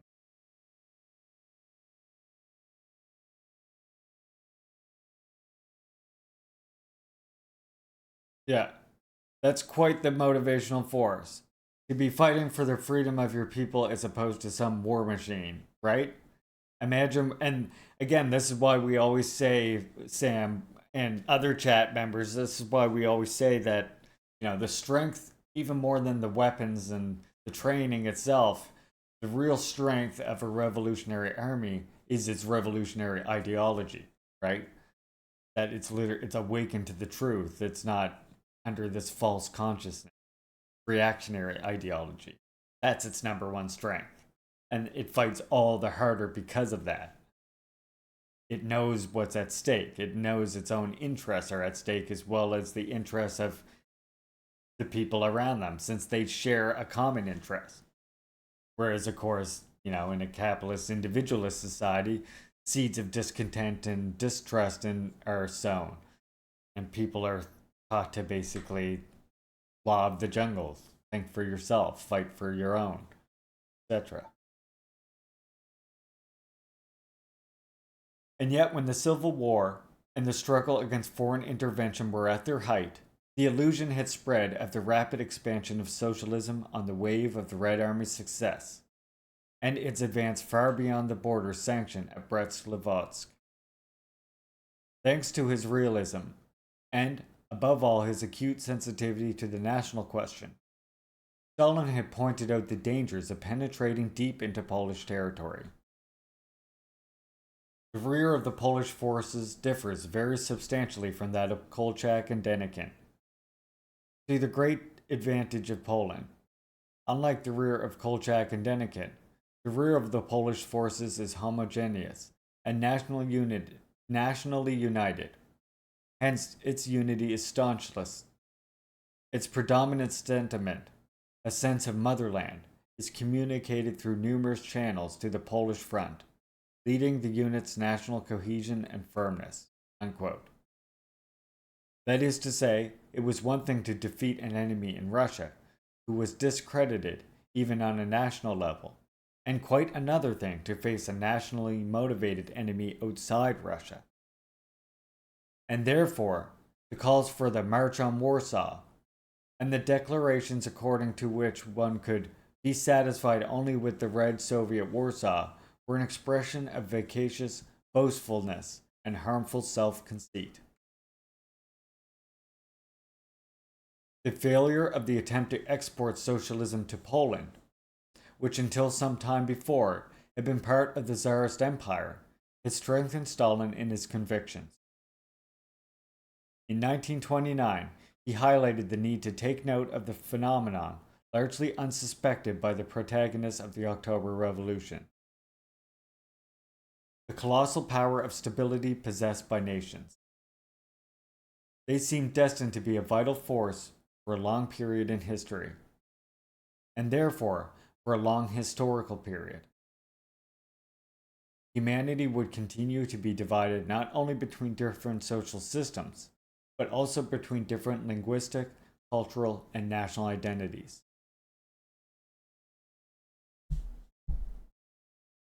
What relationship would come to be established between them?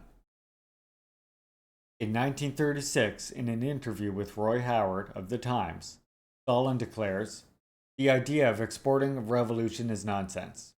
Every country, if it wants one, will produce its own revolution. And if it doesn't, there will be no revolution. Thus, for instance, our country wanted to make a revolution and made it." An outraged Trotsky commented, "Again, we have quoted verbatim from the theory of socialism in a single country. It is a national transition to that of revolution in a single country. We more than once announced the duty of the proletariat of countries which the revolution had conquered to come to the aid of the oppressed and insurrectionary classes, and that not only on the ideas, but if possible with arms. Nor did we limit ourselves to announcements.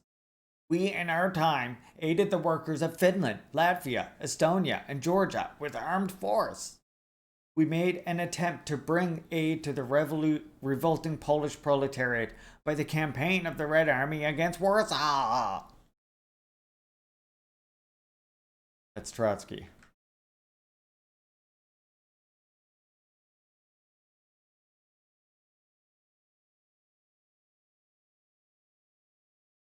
With the prospect for the rapid advent of the International Soviet Republic having faded away, and the definitive disappearance of states and national borders, Stalin asserted the principle of peaceful coexistence between countries with different social regimes. But this principle, which was the result of a learning process, and which guaranteed to the Soviet Union the right to independence in the hostile military stronger world, appeared in Trotsky's eyes as a betrayal of proletarian internationalism, as the desertion of obligations of active mutual solidarity between the oppressed and the exploited of the whole world.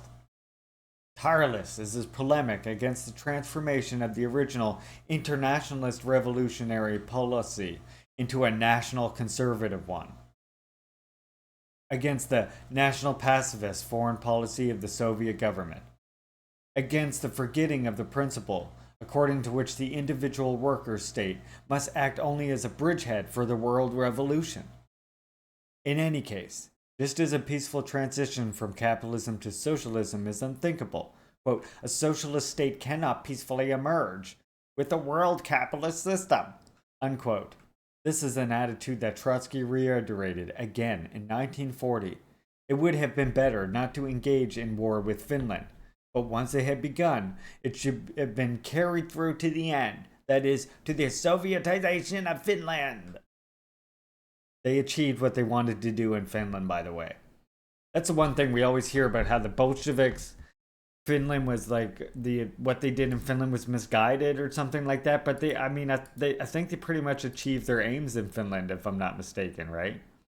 Oh, Trotsky's analyses were terrible. Okay, look, related to what we're talking about Trotsky here. You know what Lenin said about Trotsky?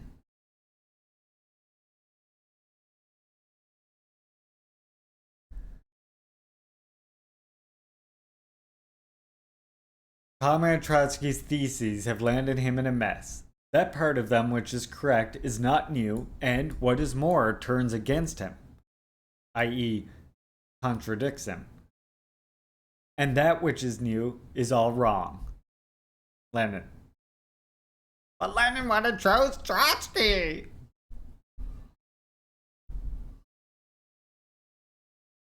No, he wouldn't have. And it wasn't up to Lenin, as we know.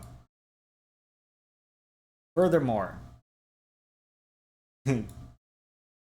as we see here, now that I've read since I've read that part to you all about that part about the revolution there, and about Trotsky and the struggle between Trotsky and Leninism, or the struggle between Trotsky and Stalin, etc. Now look at this quote from Comrade Stalin.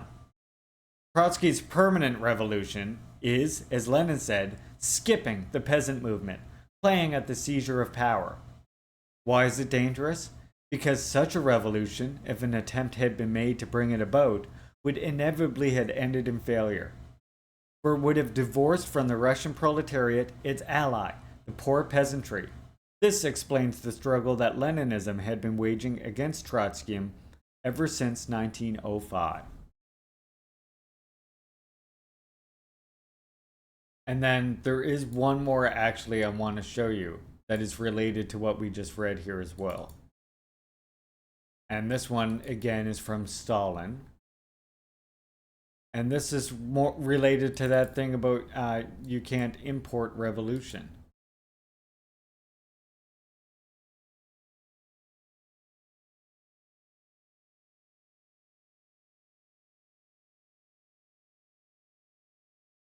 How can you read about USSR became a thing?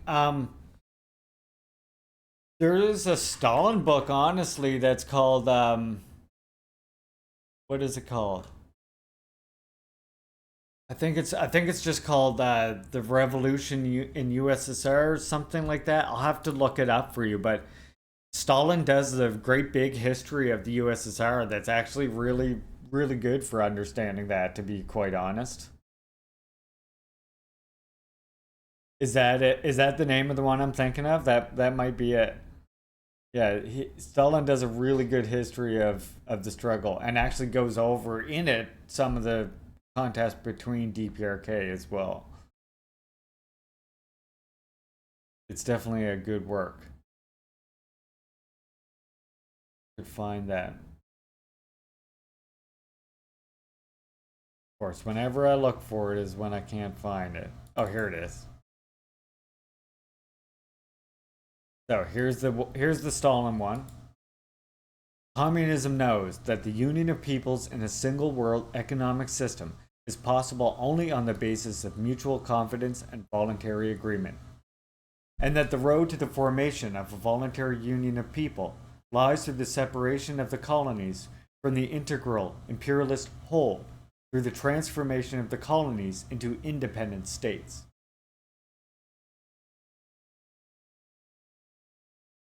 And Kim Il-sung.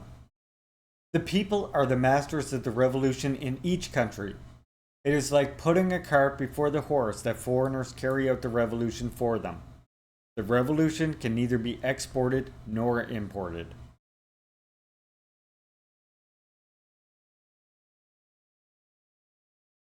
Okay, any good communist knows that. Don't slip into Trotskyism. You don't want to go down that road. And then we can discuss the very serious Trotsky pipeline to neoliberal pipeline. Literal Trotsky to neoliberal supporter pipeline. Okay, there's a reason why that happens, and it's because it's this similar anti-native, anti-liberation stance on the world, where basically you think others, it's a saviorist idea where others have to come along and make revolution for, rather than each nation have to be responsible for its own revolution. And when I say each nation, I include all of the imprisoned nations of Canada, not Canada itself. Canada is an illegitimate nation. It is a prison house of nations. We have to separate our understanding of the word country, especially from nation, right? You can have a country and you can have a nation. You can have a country that has many nations in it. Like, you can have a country that is synonymous with nation. You can have a country like Korea that even has 2 countries, but 1 nation.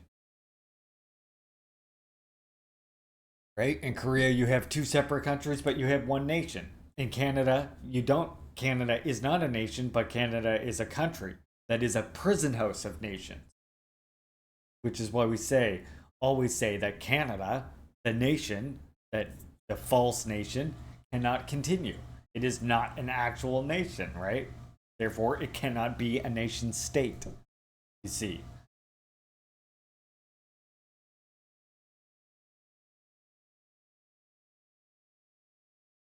Twilight of the money economy and mercantile morality.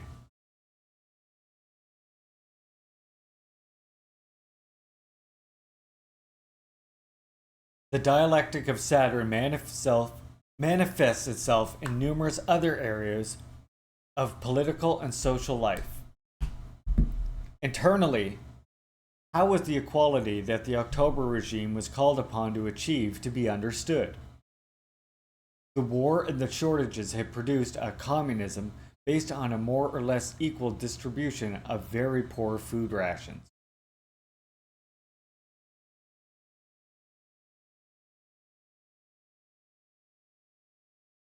I love that Trotsky historians, they're either Trots themselves or liberals who love him for the sake of him being anti-Stalin. Yeah. Yeah, it's funny. You're sort of, it's funny, like in the West, when you're first trying to get into socialism, it's almost like, for a lot of settlers, it feels like they're pushed that way because they always want to cling to these anti-communist biases, right?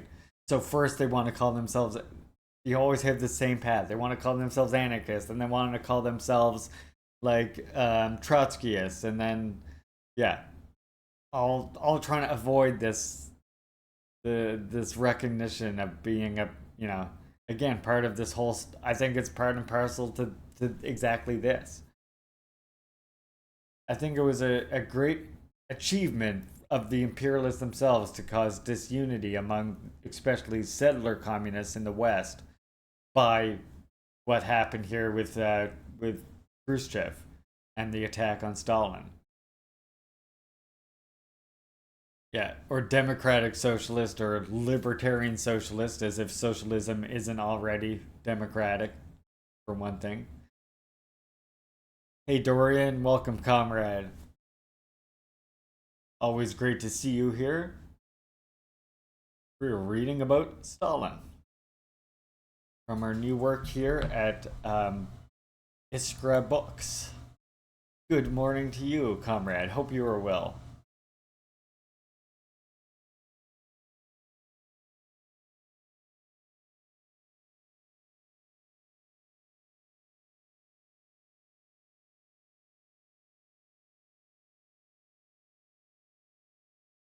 Yeah, and then there's a tiny minority of people who don't like to be associated with Bolshevism, call themselves Luxembourgists. Yeah.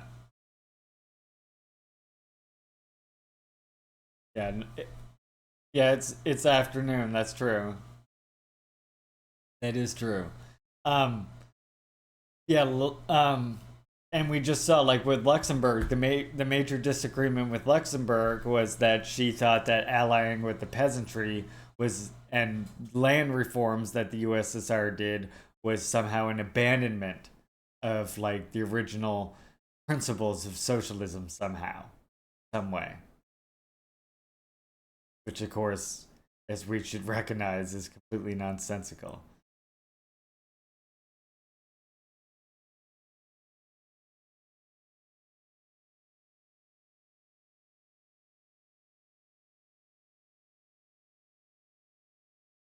Yeah, and I mean the problem with permanent revolution is it includes again this it delves into the saviorism that can lead to the incorrect conclusions of like settlers thinking that they have to go in and grant socialism to First Nations and natives, right?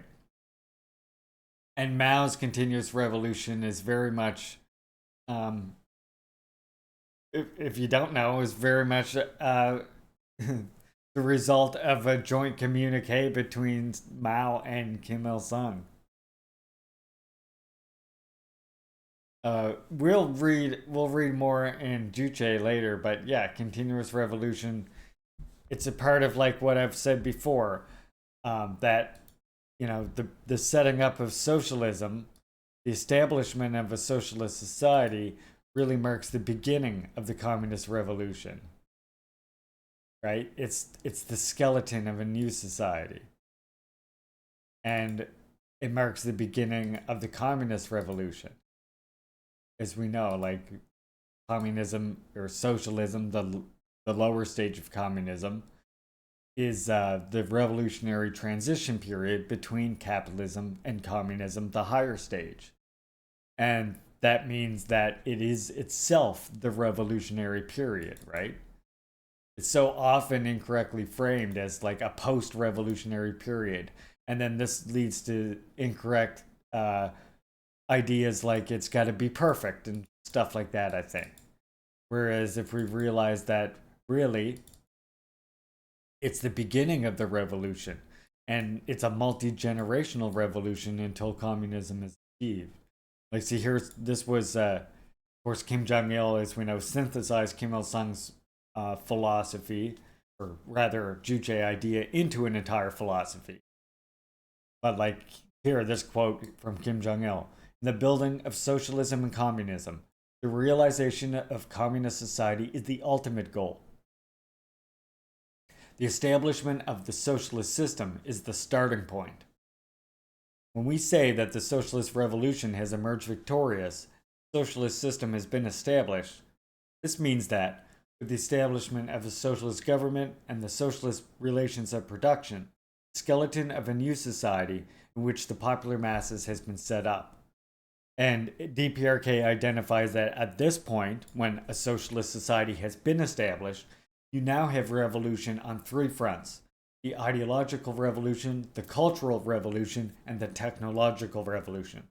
And these three revolutions must be pushed forward dynamically and basically simultaneously, but the focus must always be, or the priority must always be given to ideological revolution, because the masses themselves are the ones who build socialism. And what influences them and what aids them in their building socialism isn't, of course, material incentives, it's ideological incentives. It's their own interests, right? That's what motivates the masses to build socialism. Unlike in a capitalist society, what motivates the masses to develop capitalism is material incentives, right? Welcome, Len Smash. Of course, we know we can't develop socialist society in that way. Socialist society is a fundamentally new society. It's not a qualitative difference between capitalism and socialism. It's a qualitative difference. That means it's an entirely new society. So it can't develop on the basis of material incentives for the masses. Although, of course, as we know, socialism is based on the distribution according to quantity and quality of work done. Let's go, Smokes. Let's go, Smokes.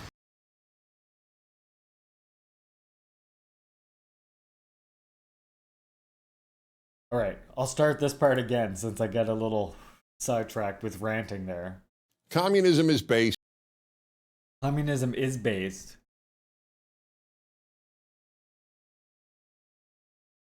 How about this one? Hi there. Yeah, I haul shopping carts out of ponds and sell them back to the store for a living. I've been doing it for 18 years, so give me a fucking check, please. Come on now. Help your boy out over here, in other words. Just kidding. But if you do like my work, it would be nice. Twilight of the money economy and mercantile morality. I'm going to start this part over. I only did the very first sentence. Actually, 2 sentences. So we'll just start this part over here. Oh, we're getting into the new economic policy now, too.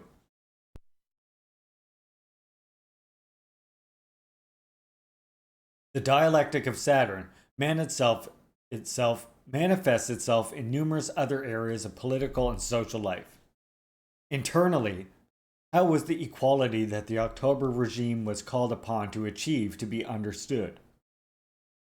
The war and the shortages had produced a communism based on the more or less equal distribution of very poor food rations.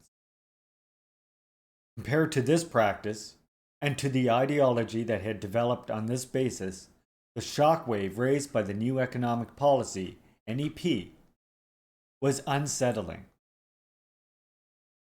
With the emergence of new, strident inequalities, made possible by the tolerance granted to certain sectors of the capitalist economy,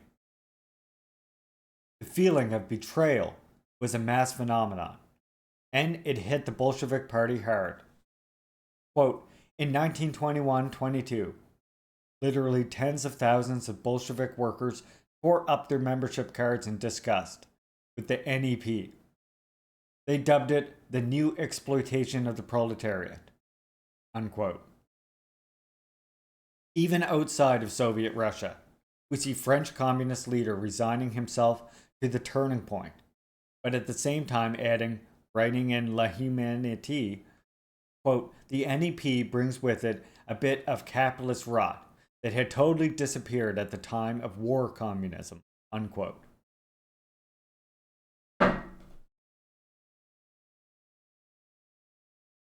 Sometimes one has the impression that it is not certain aspects of economic reality that are looked upon with distrust or indignation, but this reality as a whole.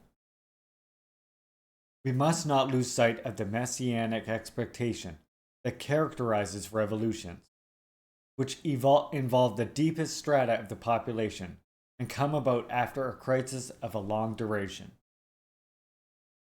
In France, in 1789, even before the storming of Bastille, already present from the meeting of the Estates General, in the agitation of the Third Estate, quote, in the popular soul of the ancient millenarianism, the anxious expectation of the revenge of the poor and the happiness of the humiliated will be deeply impregnated in the revolutionary mentality, unquote. In Russia, stimulated by Tsarist oppression and above all by the horror of the First War, Messianism had already manifested itself forcibly on the occasion of the February Revolution. Hailing it as an Easter of resurrection, Christian circles and important sectors of the Russian society had expected a total regeneration. With the emergence of an intimately unified community and the disappearance of the division between rich and poor, and even of theft, lies, gambling, blasphemy, and drunkenness. Disappointed by Menshevik politics and the prolongation of war and carnage, this messianic expectation had subsequently inspired quite a few adherents to the Bolshevik Revolution.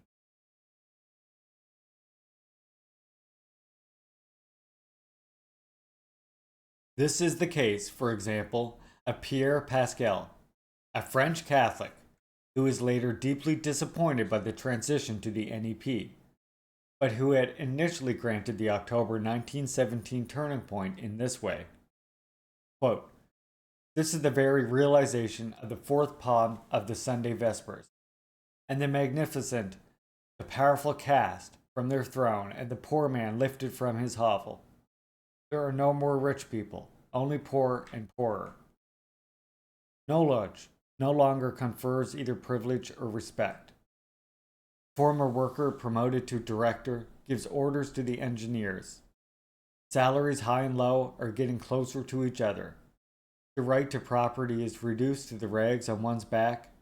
Judges are no longer obliged to apply their law.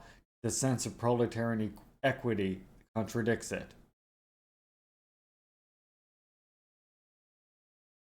Reading this passage, Marx's statement that nothing is easier than to give Christian asceticism a socialist tinge comes to mind. Aestheticism, right? Reading this passage, Marx's statement that nothing is easier than to give Christian aestheticism a Soviet tinge, interesting, comes to mind. One should not think that this view circulates only among avowedly religious circles. It is the manifesto of the Communist Party that points out that the first movements of the proletariat are often characterized by claims under the banner of universal aestheticism and social leveling in its crudest form. This is what occurs in Russia following the catastrophe of the First World War.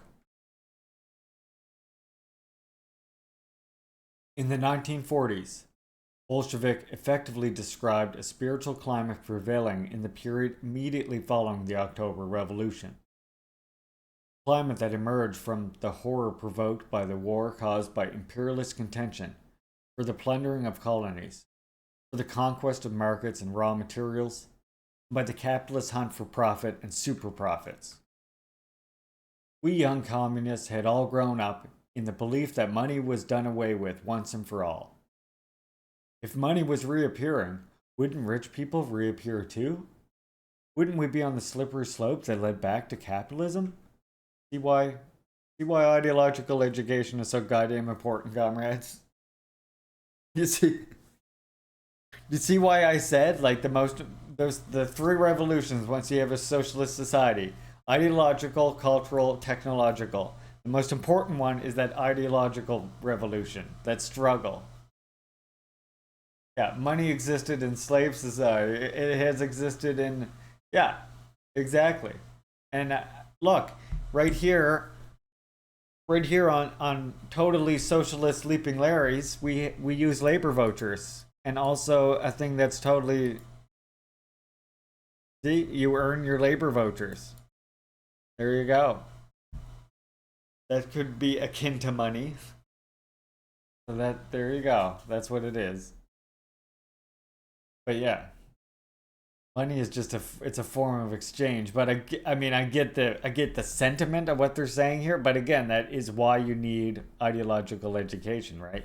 Which is, I would argue, of course, one difference between, you see, like, why the NEP reforms were then able to be successful and later on, complete their mission, and the full socialist society was established in USSR. But then later, the reforms had a completely different effect and completely divorced the masses because they were anti-popular reforms and at that point were unneeded.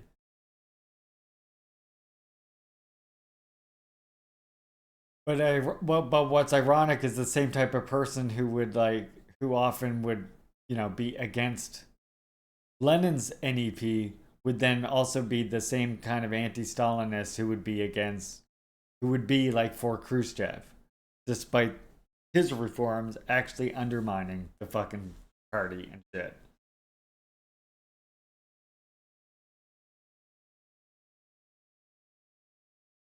This spiritual climate also finds expression in the work of eminent Western philosophers. In 1918, the young Bloch called on the Soviets to put an end not only to all private economy, but also the money economy, and with it, the mercantile morality that consecrates all that is most evil in man, quote unquote. Only by liquidating this rot for its entirety was it possible to put an end once and for all to the struggle for wealth and domination, and for the conquest of colonies and hegemony, which had catastrophically led to war. In publishing the second edition of The Spirit of the Utopia in 1923, Bloch considered it appropriate to eliminate those previously mentioned passages that were of decidedly messianic nature. Nevertheless, the mood and vision that had inspired them did not fade away either in the Soviet Union or outside it.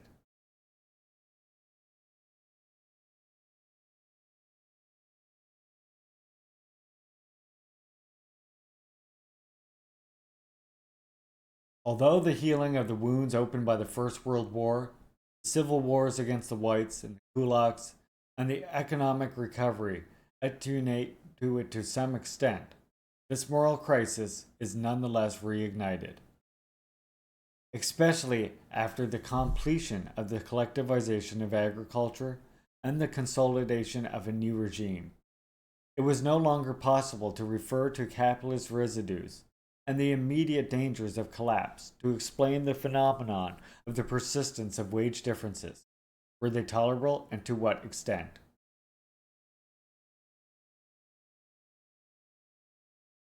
In phenomenology of spirit, Jesus Christ. Phenomenology of spirit, what the hell? Why can't I say that at all? Phenomenology of spirit. Hegel, fuck you Hegel, highlights the aporia contained in the idea of material equality. Phenomenology. Phenomenology.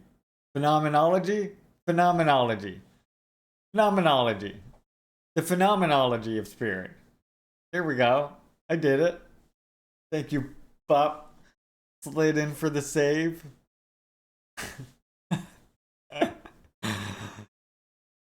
Hey, Bop.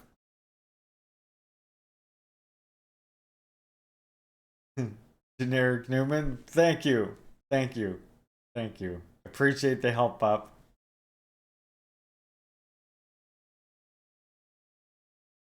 Sliding in with the diction, with the dictation, with all the dictation.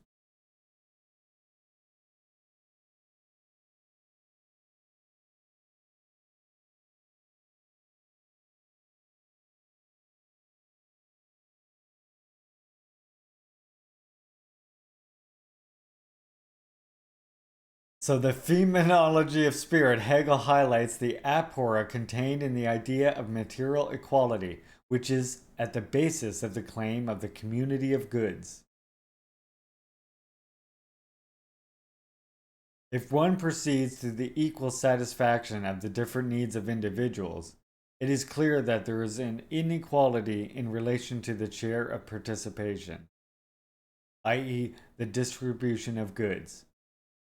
If, on the other hand, one proceeds to the equal distribution of goods, then it is clear that the satisfaction of needs, different from time to time, is unequal in individuals.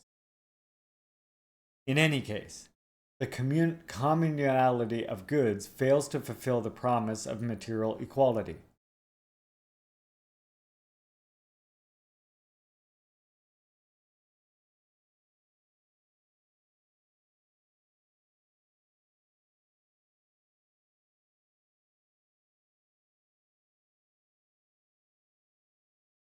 Marx, who knew the phenomenology of spirit very well, resolved the difficulty by matching, in the Critique of Gotha program, the different ways of rejecting equality, which always remains partial and limited, to two different stages of development post-capitalist society.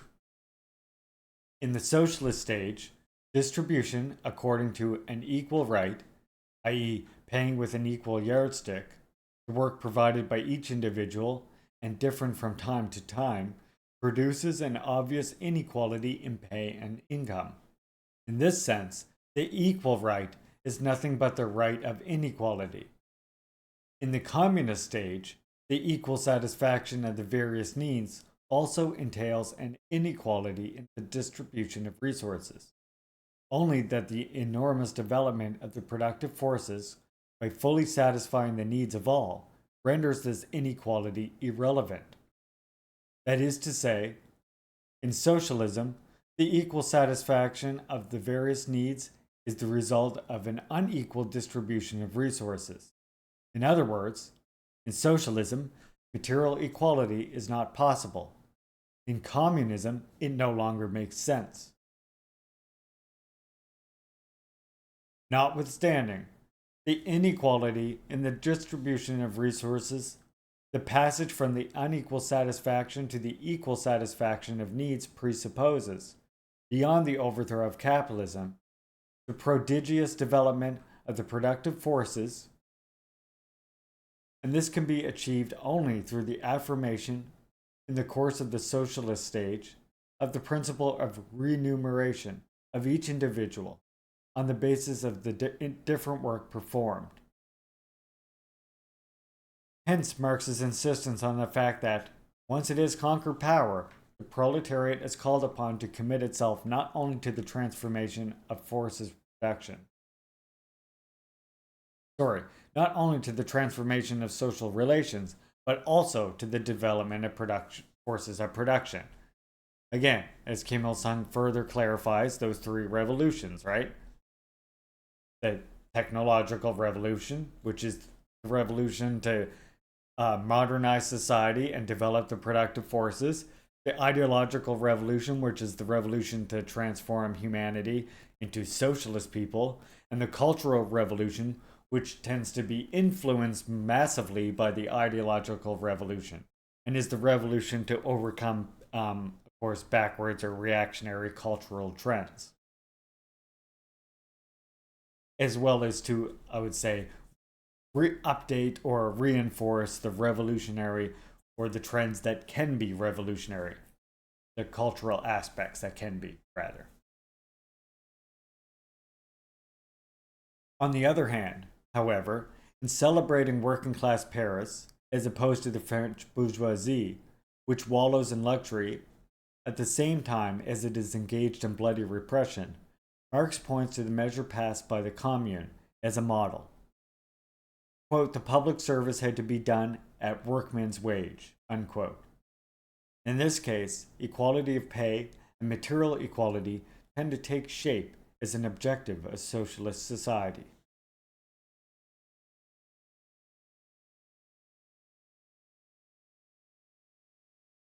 It is not easy to reconcile the two perspectives, and their divergence will play a not insignificant role in the irreparably tearing of the Bolshevik leadership and the party apart.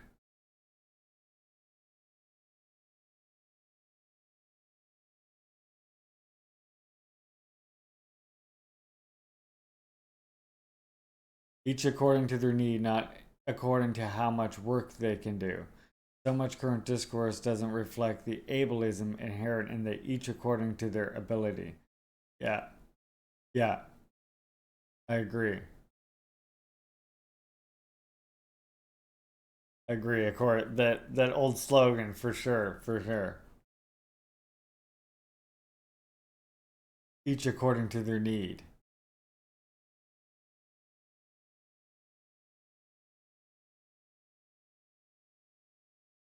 And that's why I think it's important. I think it's more important to highlight what actually he was saying up here, right? Which is more. What's more important is to understand that, you know, the inequality or inequality will always be a thing, but yeah, exactly. I think that's what Buck was saying, GMO, if I'm not mistaken. But like, I think that's why it's important to understand that inequality, like they were saying, will always exist. It's just in a communist society, it becomes it becomes not a non-issue, right?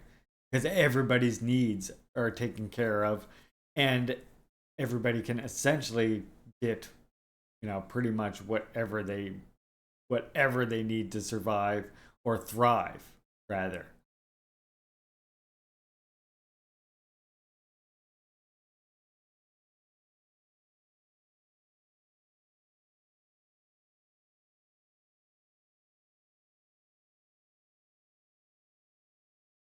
Full quote from each according to their that's yeah, that's the one, that's the quote for like communist society or whatever. Actually, we have it right here.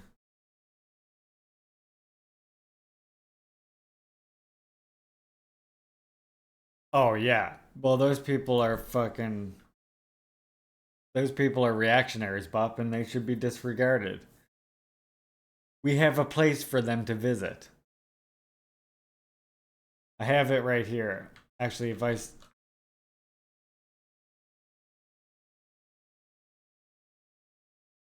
oh, I don't. I thought I had it written down like, yeah, that is what it is. From each according to their ability, to each according to their.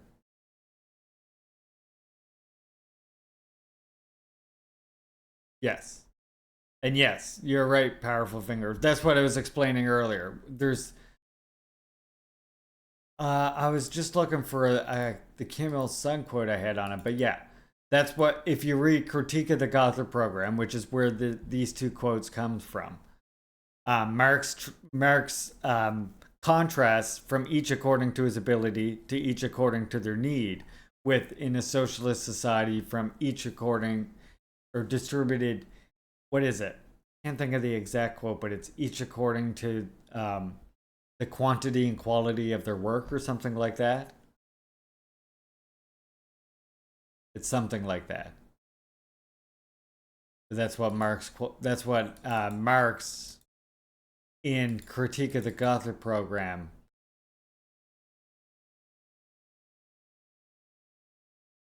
Like what he uses to compare the two. I'm trying to find this Kim Il Sung quote on it. Bother me that I can't.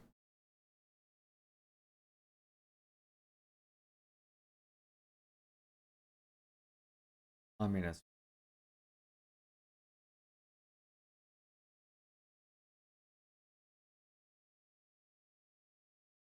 Actually, maybe I can just search for it. Wait.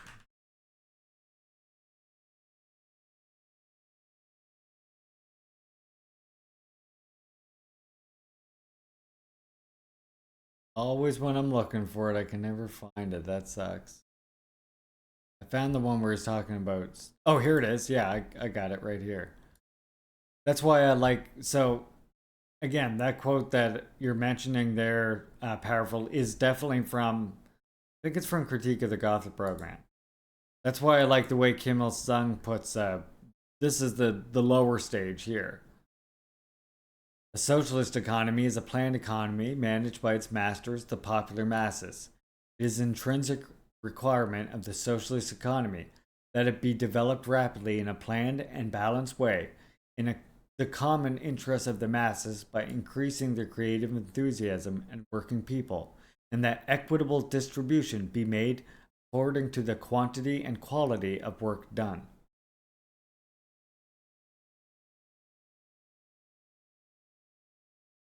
Which that's very similar to that quote that I was just talking about from Critique of the Gothic Program. And then he contrasts that with communist society. Communist society is an ideal society for mankind. A society in which the masters become the complete masters of nature, society, and themselves. In order to build a communist society, it is necessary to lay the material and technical foundations for communism, train people into communist types, and develop social relations to meet the requirements of communism. Harnessing of nature, the reforming of people, the transforming of societies constitute the three spheres of the masses' creative activities to achieve their independence. Therefore, these are the strategic tasks that must be carried out simultaneously in building socialism and communism. I just love the way he puts that.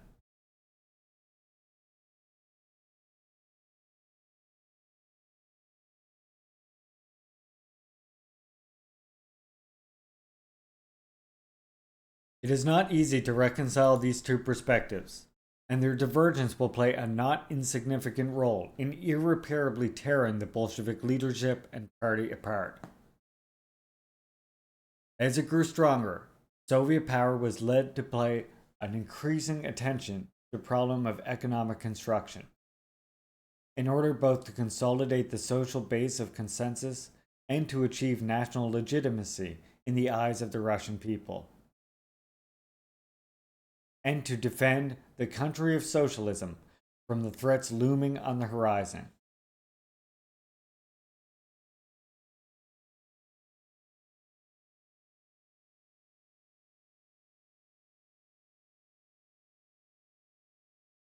Michael Alberts has spoken about the arrangement of workers in the workplace and found that to be really interesting. Not sure what his political ideology is, because when I was listening to him, I couldn't differentiate one from the other. Interesting. I've never heard Michael Alberts before, honestly.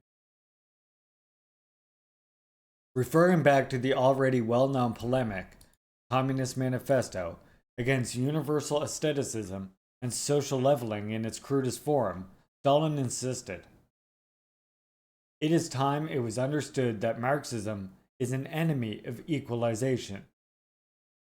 The equality produced by socialism consists in the elimination of class exploitation, certainly not in the imposition of uniformity and co-optation, which is the ideal to the religious primitiveness aspires." Quote, "Equalization in the sphere of requirements and personnel, everyday life, is a reactionary, petty bourgeois absurdity, worthy of some primitive sect of aesthetics, but not of socialist society organized on Marxist lines. For we cannot expect all people to have all the same requirements and tastes, and all people to mold their personnel, everyday life to the same model. By equality, Marxism means not equalization of personal requirements in everyday life, but the abolition of classes." Unquote.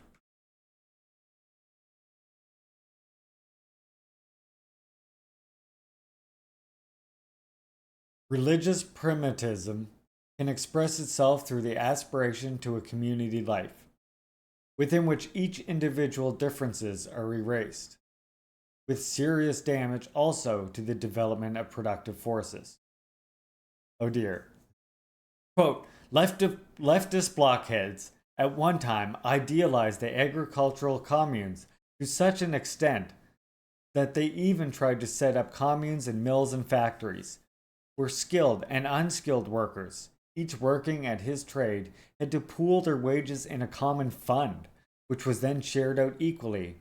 You know what harm these infantile equalitarian exercises of the left blockhead caused our industry? Unquote.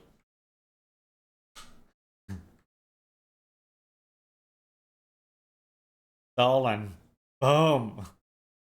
So by the way, okay, I want to brush on this point because I know that I know that there's a common theme that I saw a while ago where people were saying there's no such thing as skilled or unskilled labor. And yes, that's true. All labor requires talent and skill, and definitely not everyone who's in a skilled job could do an unskilled job, etc. We understand that. But what we have to understand is that what is meant by unskilled and skilled labor is someone that has received post-secondary education and one that did not need post-secondary education. And the difference in, as we know, where the socialist society has the stamps of capitalism left over in it in the beginning, we have to understand that these people are going to expect a slightly different, slightly higher, material incentive than someone who's an unskilled laborer. And that's something that is only overcome through the ideological struggle over time. And that's why, even though in DPRK, for example, even though the income differences between the highest and lowest earners are very, very minimal, there's still the teachers, the scientists are still the best paid people there, right? And the people in this society think, rightfully so. These are our scientists, and these are the people who are teaching our kids, right? Yeah. Yeah, it's because they've been taught that, absolutely. The reason why is they deserve that, right? And the problem that you run into that you have to reconcile with is you can only overcome this idea over a long course. You can't impose it. You can't force that idea on the masses, right? The masses have to overcome that idea on their own. And unfortunately, that does take a long time. And that's why, again, we're not for the equalization of everything. We understand that there's always going to be inequality. What we want to do away with is hunger, exploitation, and oppression, right? And we want to be able to provide need for all.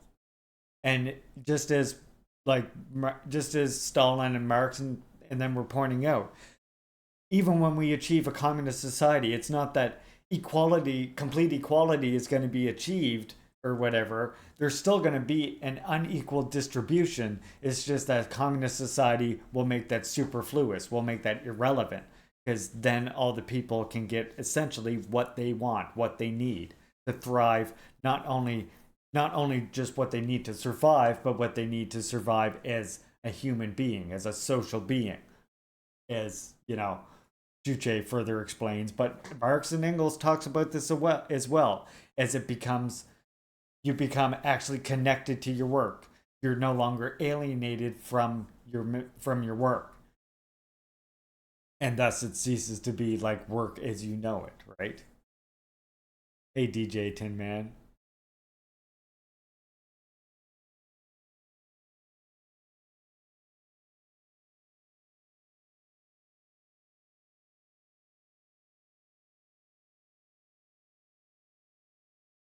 Stalin's long-term goal is very ambitious, both socially and nationally.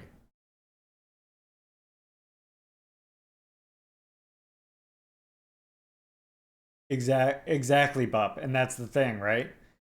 And not only that, but people will have been trained to think this way through the long course of the socialist revolution, where people are trained ideologically through the ideological revolution, through the ideological struggle, to be communist people, right? And to understand that they have their own interests, they're the masters of their own destiny. Especially, of course, in a social system which matches that, in a government where they do literally have control of the social organs, and which is constantly putting that administrative and that power control in more and more hands. Long live the People's Revolution! I mean, you can see right in DPRK, Lenin literally predicted that as socialism develops, right, the way that the socialist state develops, and the way more and more power, the way the state is eventually overcome is that more and more people participate in state organization until essentially the whole society does. And it's just such a minimal, it's just like a habit. It becomes a habit as an everyday activity. And this point is reached, of course, when classes don't exist. And at this point, the state ceases to be a state in and of itself. The state as is known in the Marxist sense of the word. That's not to say that a government doesn't still exist, right? I see a lot of people who like to try and appeal to anarchists or some libertarians, and they will say, "Oh, well, we're really fighting for the same thing, right? We both want no government, stuff like this." No, they have a different understanding of the state than you, right? Unfortunately, Marxists understand that the state is a tool. It's a weapon in one class's hands for another class. And we understand that once this point where there is no more classes, then the state ceases to be a state, as it were. But that doesn't mean that human social organization or any form of centralization won't be necessary. Imagine the enormous productive fucking forces that are going to exist, or like the different human endeavors, the massive human projects that people will want to delve in. At this point, stuff like, actually exploring in a way that's actually respectful to the environment, then we can actually explore space and shit. Organizing the massive, healthcare system that accounts for all people on Earth. Like, all these things takes enormous organization, right? But there'll be actual human institutions, exactly. And the whole state administration itself will be done, as I say, habitually by the entire population. And the way you achieve that is by further dividing up state power until more and more people participate in it. And I keep pointing out to people, DPRK has literally done this since the beginning. They've done this more rapidly than any other socialist state so far. And that's why I point out that you watch other socialist states, and this is the way they too are developing. And that is like, you look at DPRK's very beginning, their first president, Kim Il-sung, right? Divided up power between the cabinet and the Supreme People's Assembly before he even died, right? So this divided up the presidency into the legislative organ, which is now the Supreme People's Assembly, and the cabinet, which is the executive organ and the economic organ. And then again, further, this happens in Kim Jong-il's time. Even in the party itself, it happens. And it keeps happening generation after generation. Until, again, everyone basically participates in state administration.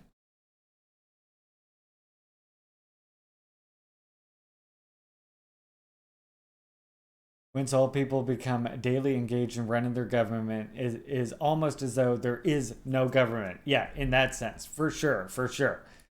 But I'd just like to caution people that when they say to anarchists, we are fighting for the same world, but understand that we also have to teach anarchists that we have a different understanding of what the state means. And this is why so many anarchists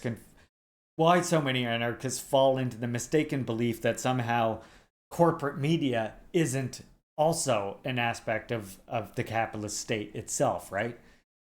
The corporate media is integral to a capitalist state because corporations are integral to the capitalist state.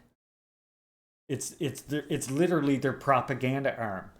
Even though they like to say, oh, it's independent, it's just a corporation, that they're working in their own self-interest, all these other flowery words. At the end of the day, corporate media is capitalist state media, because the capitalist state is not just the government, right? It's the superstructure that arises from that.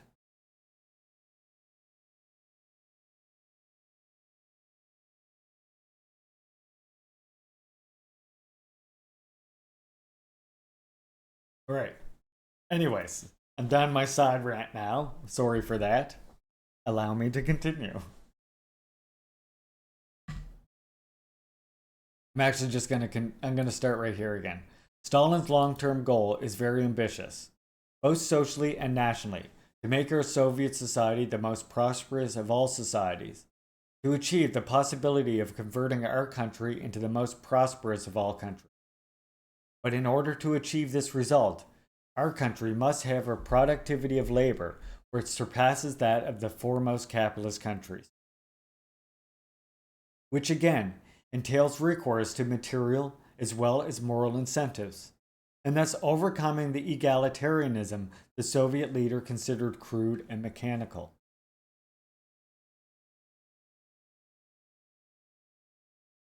And once again, and indeed more than ever, religious primitivism makes itself felt, with its mistrust not only of wage differences, but above all wealth as such. If everyone becomes prosperous, they go on to say, and the poor cease to exist, upon whom then are we Bolsheviks to rely in our work? Quote unquote.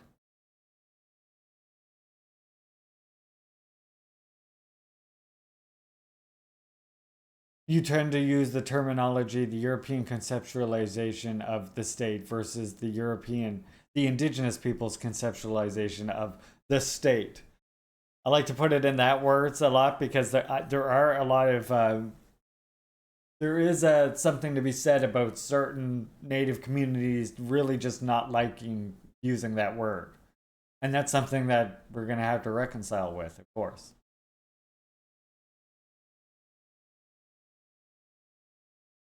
Thus argued and agonized those who Stalin referred to as leftist blockheads, quote unquote. Quote, leftist blockheads who idealize the poor as an eternal bulwark of Bolshevism under all conditions, unquote.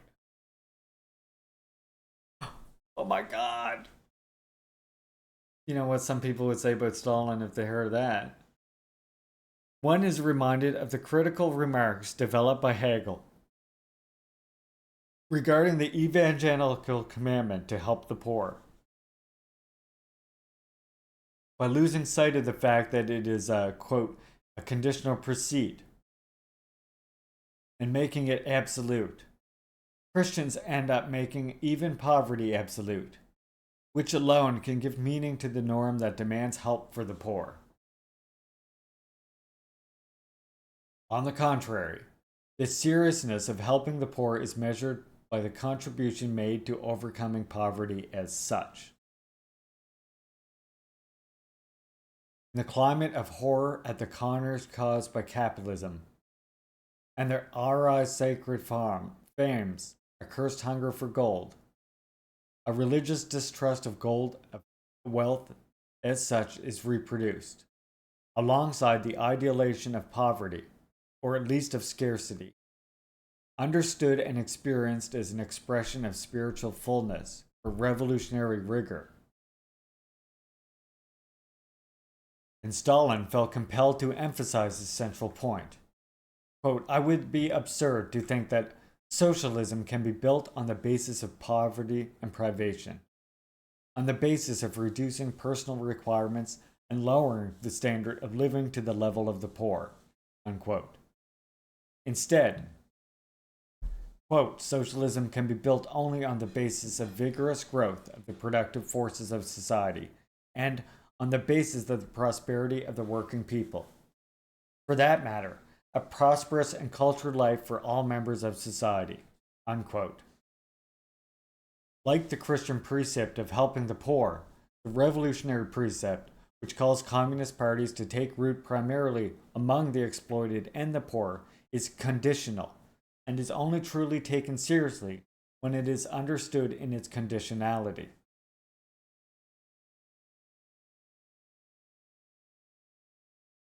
And therefore, for Stalin, it was necessary to intensify efforts in order to decisively increase social wealth, introducing a new wave of socialist emulation. Recourse had to be made both material incentives, enforcing the socialist principle of pay according to work, and moral incentives. For example, giving the highest distinction to the most eminent Stakhanovites.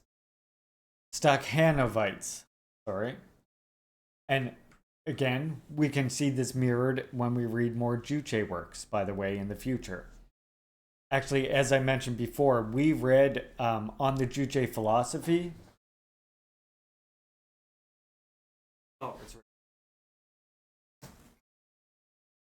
I said before that we have read we read this one on the channel already on the Juche philosophy, but I did not actually get to upload this to my YouTube channel. So, lucky you, we're gonna get to do it again. This is a good compilation work. It's got several different works in it that all relate around the core work, which is on the Juche idea. Highly recommended. You can find that on the theory list too, by the way. Which you can, of course, always get in my chat by typing theory list like that. Those are my recommended reads for communists, and we're going to keep updating them as we go and read new works as well. Like, I'm definitely going to add this one to it, probably. And yeah, if you want to read along, you can always get a reading of her work by typing that into chat as well. To continue, Trotsky's orientation was different and opposite. By re-establishing ranks and decorations, and thus liquidating socialist equality, the bureaucracy prepared the ground for changes in property relations as well. While Stalin explicitly referred to the polemics of the manifesto against a socialism understood as a synonym of universal asceticism and crude egalitarianism.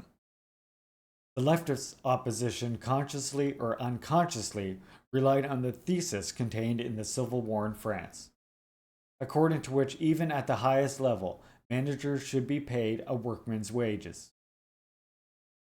Wrongly, Trotsky urged, in order to justify their privileges, the bureaucracy and Stalin referred to the critique of the Gotha program. Quote, Marx did not mean by this creation of a new inequality, but merely a gradual rather than a sudden elimination of the old inequality in the sphere of wages. Unquote.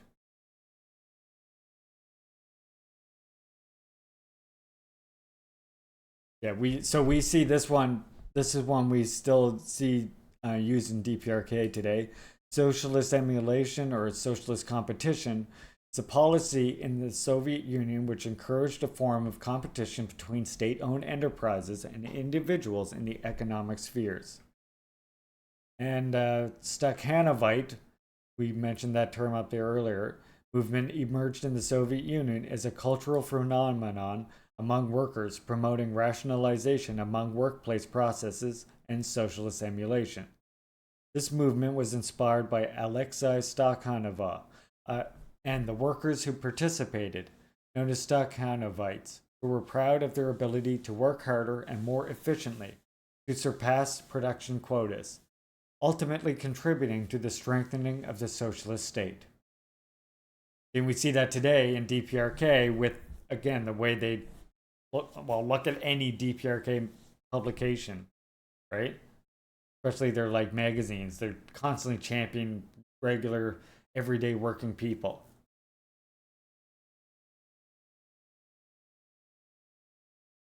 On the basis of this political line of leveling wages both in factories and in the state apparatus, it was very difficult to promote the development of the productive forces. And Stalin emphasized that wage differentiation did not mean the restoration of capitalism. Which one should not confuse the social differences that existed under the new regime with the old antagonism between exploiting and exploited classes. But in Trotsky's eyes, it was a clumsy attempt to trivialization. Quote, in the cities, the contrast between luxury and want is too clear to the eyes. Unquote. In conclusion, quote, whether from the standpoint of Stalinist sociology, the difference between the workers' aristocracy and the proletarian mass is fundamental, or only something of the nature of matters not at all. It is from this difference that the necessity arose in its time for breaking with the social democracy and creating the Third International. Unquote. Should I have done that in the Trotsky voice? Did I fuck up by not using the Trotsky voice there, chat?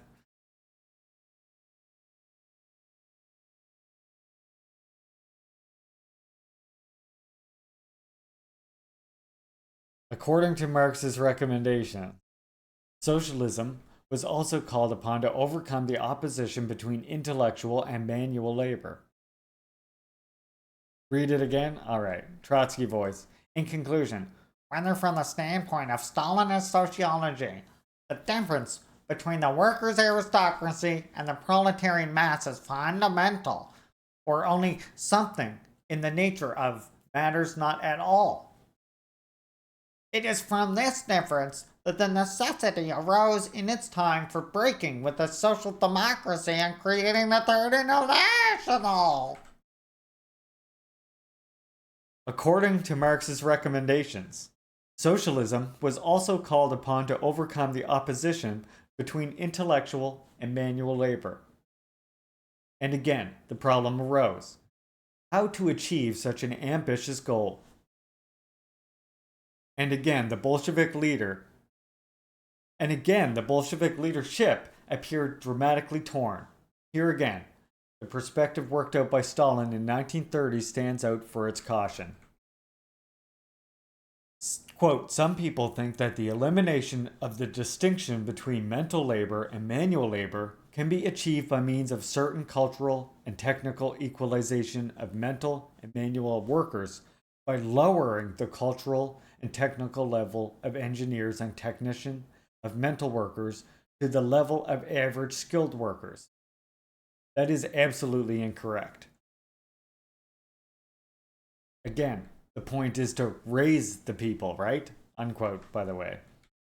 Instead, it was a matter of stimulating access to education at every level of hitherto excluded social strata. On the opposite end, Trotsky acknowledged that there had been a process of, quote, filling out scientific cadres by newcomers from below. And yet, he reiterated, quote, the social distance between physical and intellectual labor has not increased.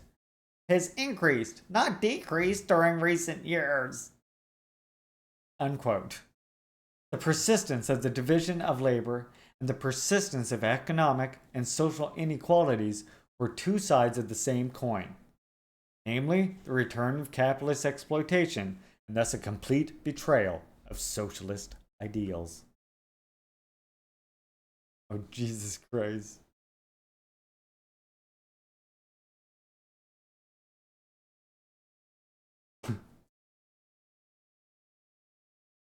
Oh, God. Okay, here we go. This is Trotsky, isn't it? Yep. This is Trotsky. Fucking. When the new constitution announces that in the Soviet Union, abolition of the exploitation of man by man has been attained, it is not telling the truth. The new social differentiation has created conditions for the revival of the exploitation of man in its most barbarous form, that of buying him into slavery for personal service. In the list for the new census, personal servants are not mentioned at all. They are evidently to be dissolved in the general group of workers. There are, however, plenty of questions about this. Does the socialist citizen have servants? And just how many? Maid, cook, nurse, governess, chauffeur? Does he have an automobile at his personal disposal? How many rooms does he occupy? Etc. Not a word in these lists about the scale of earnings. If the rule were revived that exploitation of labor of others deprives one of political rights, it would turn out somewhat unexpectedly that the cream of the ruling group are outside the bounds of the Soviet Constitution.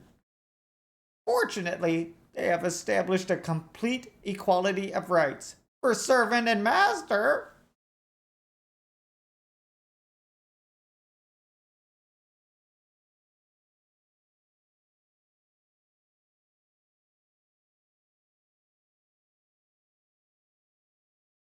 Wait,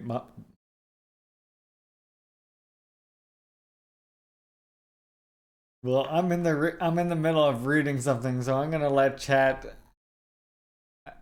Is there a mod in here that can look at that? Just so we can... Wait, what?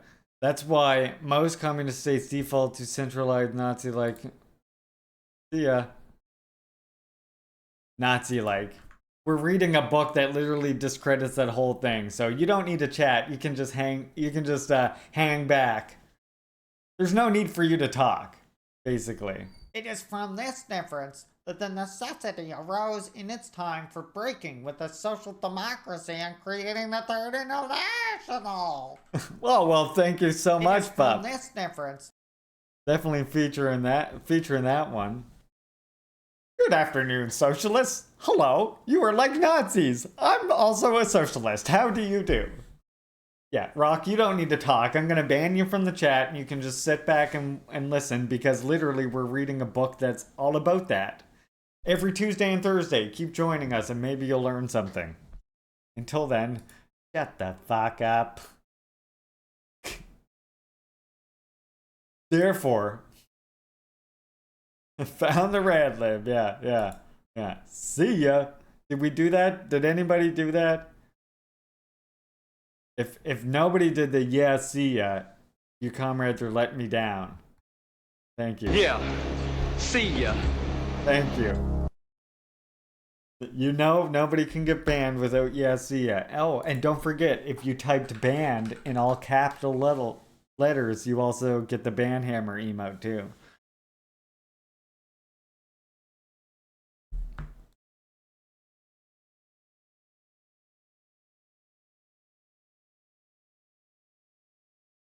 That one's good. Kirby Glide ban. I like that. There's also a Gulag one too. Communism is mostly a critique of capitalism.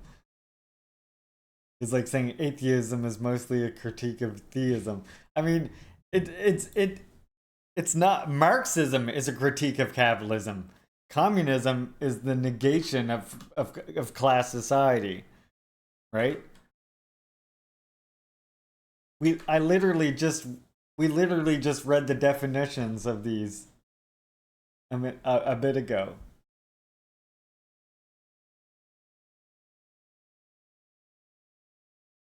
Yeah, your name keeps the libs out. Thank you, Lenin.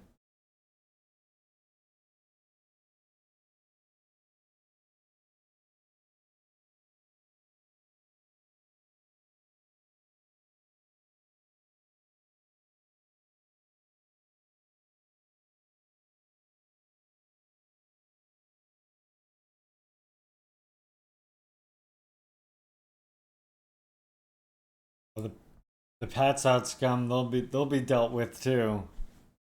Much the same way. Yeah, that's what I stream in, that's why. Therefore, the presence of the social figure of the maid and of the servant in general was already synonymous not only with exploitation, but with exploitation of man in its most barbarous form. And how to explain the persistence or the reappearance in the USSR of such relationships, if not with the abandonment of an authentically socialist perspective? That is, with betrayal. The long wave of messianism, certainly already implicit in the most utopian aspects of Marxist thought, but fearfully swollen as a reaction to the horror of the First World War, continued to be felt.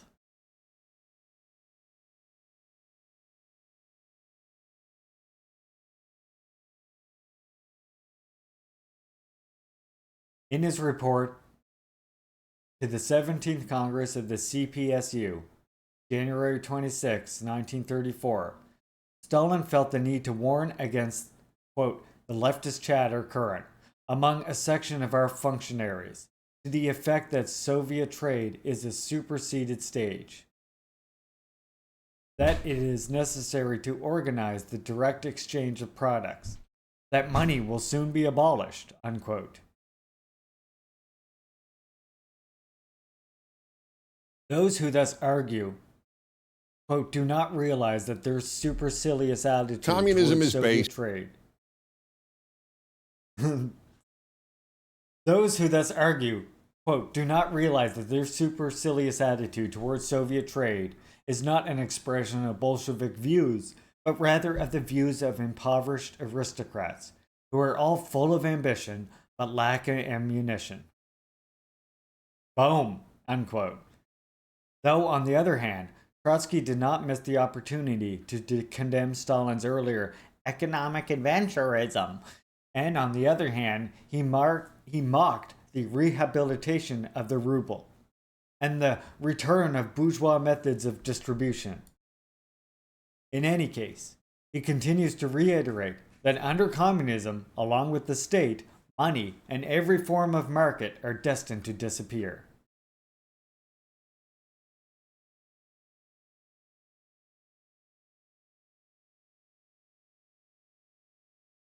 Right. What the fuck are we thinking so far?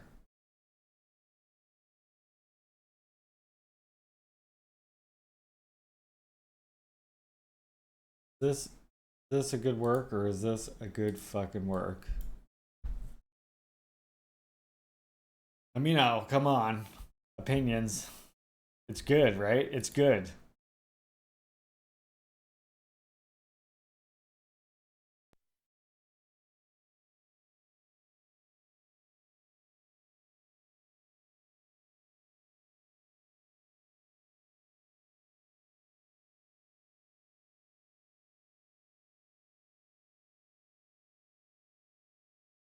The sounds are like taking forever to play or something. I would have been friends with Oh, Stalin. there we go.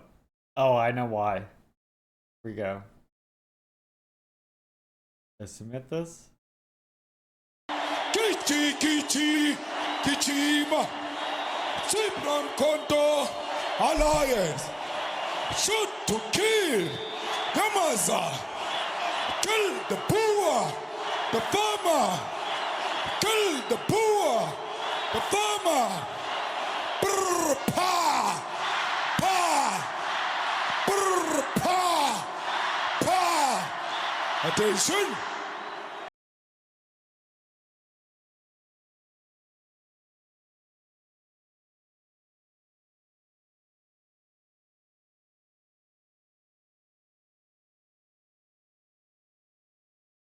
I have to drive my son here in a second. So we're gonna start wrapping up. We're gonna raid somebody in just a second. He says at the very end, he says, attention. I don't know what he says after that, or the other parts though. I know he says burr pa. Kill the boar. I know that part. That's the part that got people all worked up. The settlers, at least. So, I don't know. I think it's just part of the chant. I wish I knew if it knows if anybody does know if it means anything, please let us know. Definitely. So yeah, when we come back, yeah, hug and kiss the boar. Exactly. Hug and kiss. Beat him in Minecraft. So when we come back on Tuesday for our next reading part, got noise, right? When we come back for our next reading part on Tuesday, that would make sense. Yeah, gun noises, that could make sense. Yeah, I would like to. Someday we'll investigate this further and see if there's a longer part of that chant or what. So Tuesday we're going to read the next part, which is no longer differentiates yours and mine, the vanishing of the family. So this will be the next part, and we'll probably finish up this entire chapter on Tuesday. Monday we're going to watch another movie. Tomorrow we're going to check out. To say that socialism doesn't work is to overlook the fact that it did work, and it worked for hundreds of millions of people. The way he hits that lectern is just amazing. We are going to watch, where is it? Right here. Tomorrow we're going to watch the next part of this Lushaba decolonial thought lecture. We only got 2 parts of this left to go. No problem, BB. Thank you for lurking, comrade. Very much appreciated. We're going to raid Mama M Media here in just a second. I always like to leave you, comrades, though, with a quote. And I want to remind you, comrades, that you know me on the weekends, right?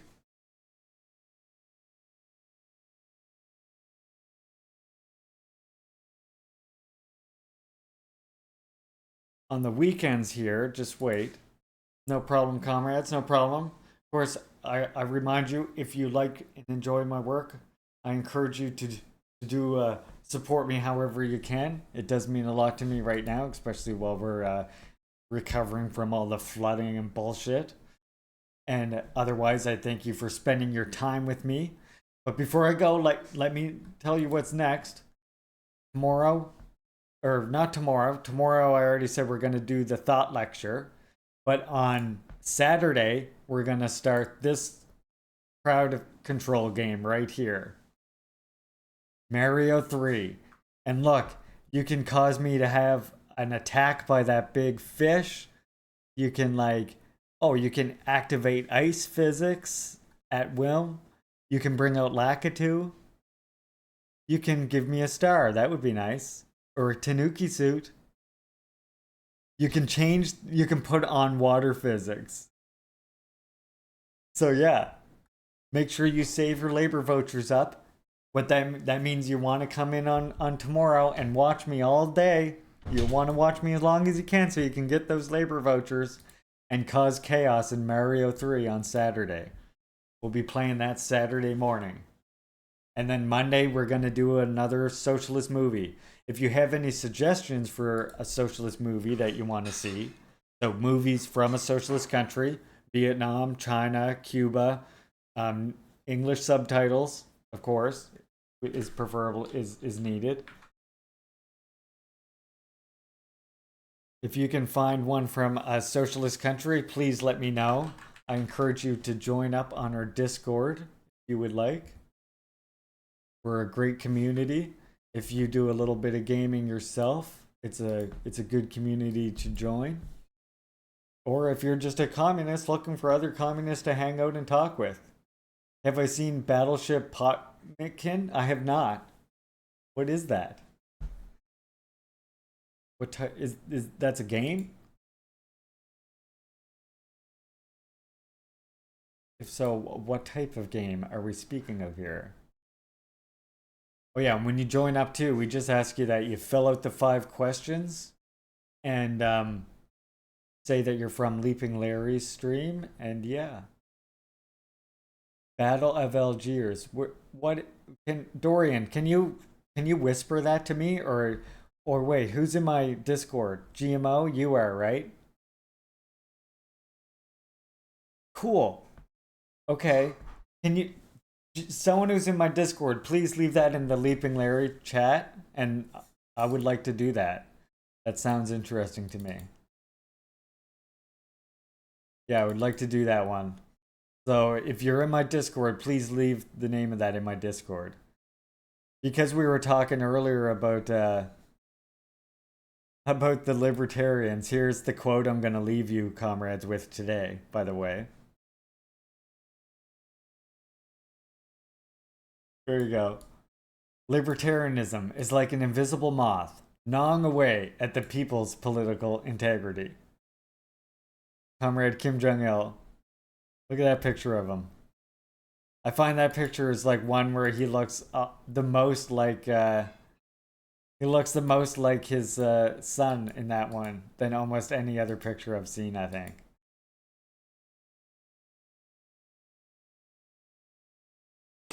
Awesome. Awesome.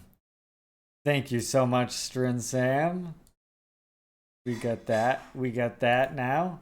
All right, we'll watch that on Monday. Awesome. So that's our Monday. So that's now our Monday socialist movie. And then, as you know, you're right. This would be a good emote, wouldn't it? Yeah, yeah. Okay, well, we need to get those subscribers up, and then when we do, we'll we'll make this into the next emote. Because I do think this would be a good one, actually. You're right. Hey, Sip, comrade. Hope you were well today. You put it in the Discord too? Perfect. Okay. So yeah, Friday, Lushabi lecture. Saturday, Mario 3. Sunday, maybe a different gaming. Monday, the movie. And then Tuesday, we're back to reading the next part. And if you want to catch up to where we are, you can just come into my chat even when I'm offline, or if we're doing something else, you type exclamation mark and reading, and that will bring you to the work that we're on. And we are right here.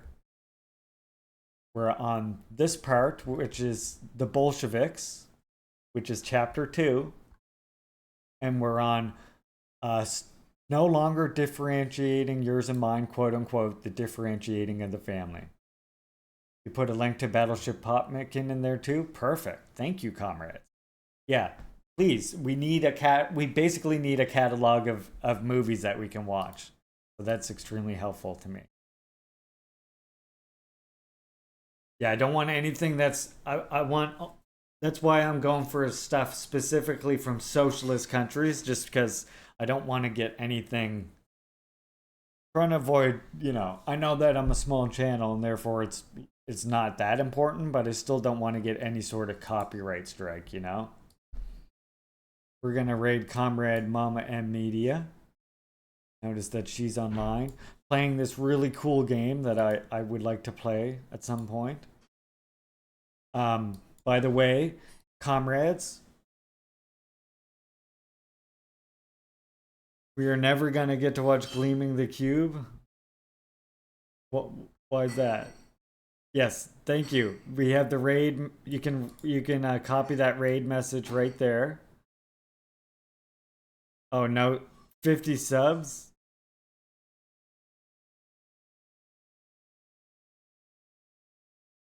So you can copy that raid message right there for Mama M Media.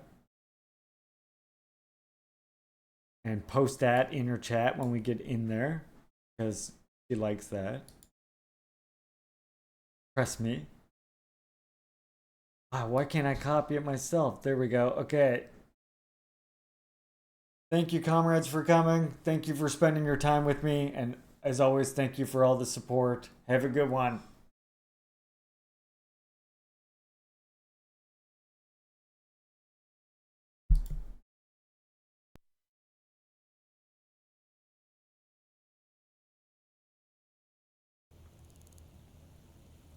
And I'll take a key. Hey, Leaping Larry, welcome back. It's good to see you again.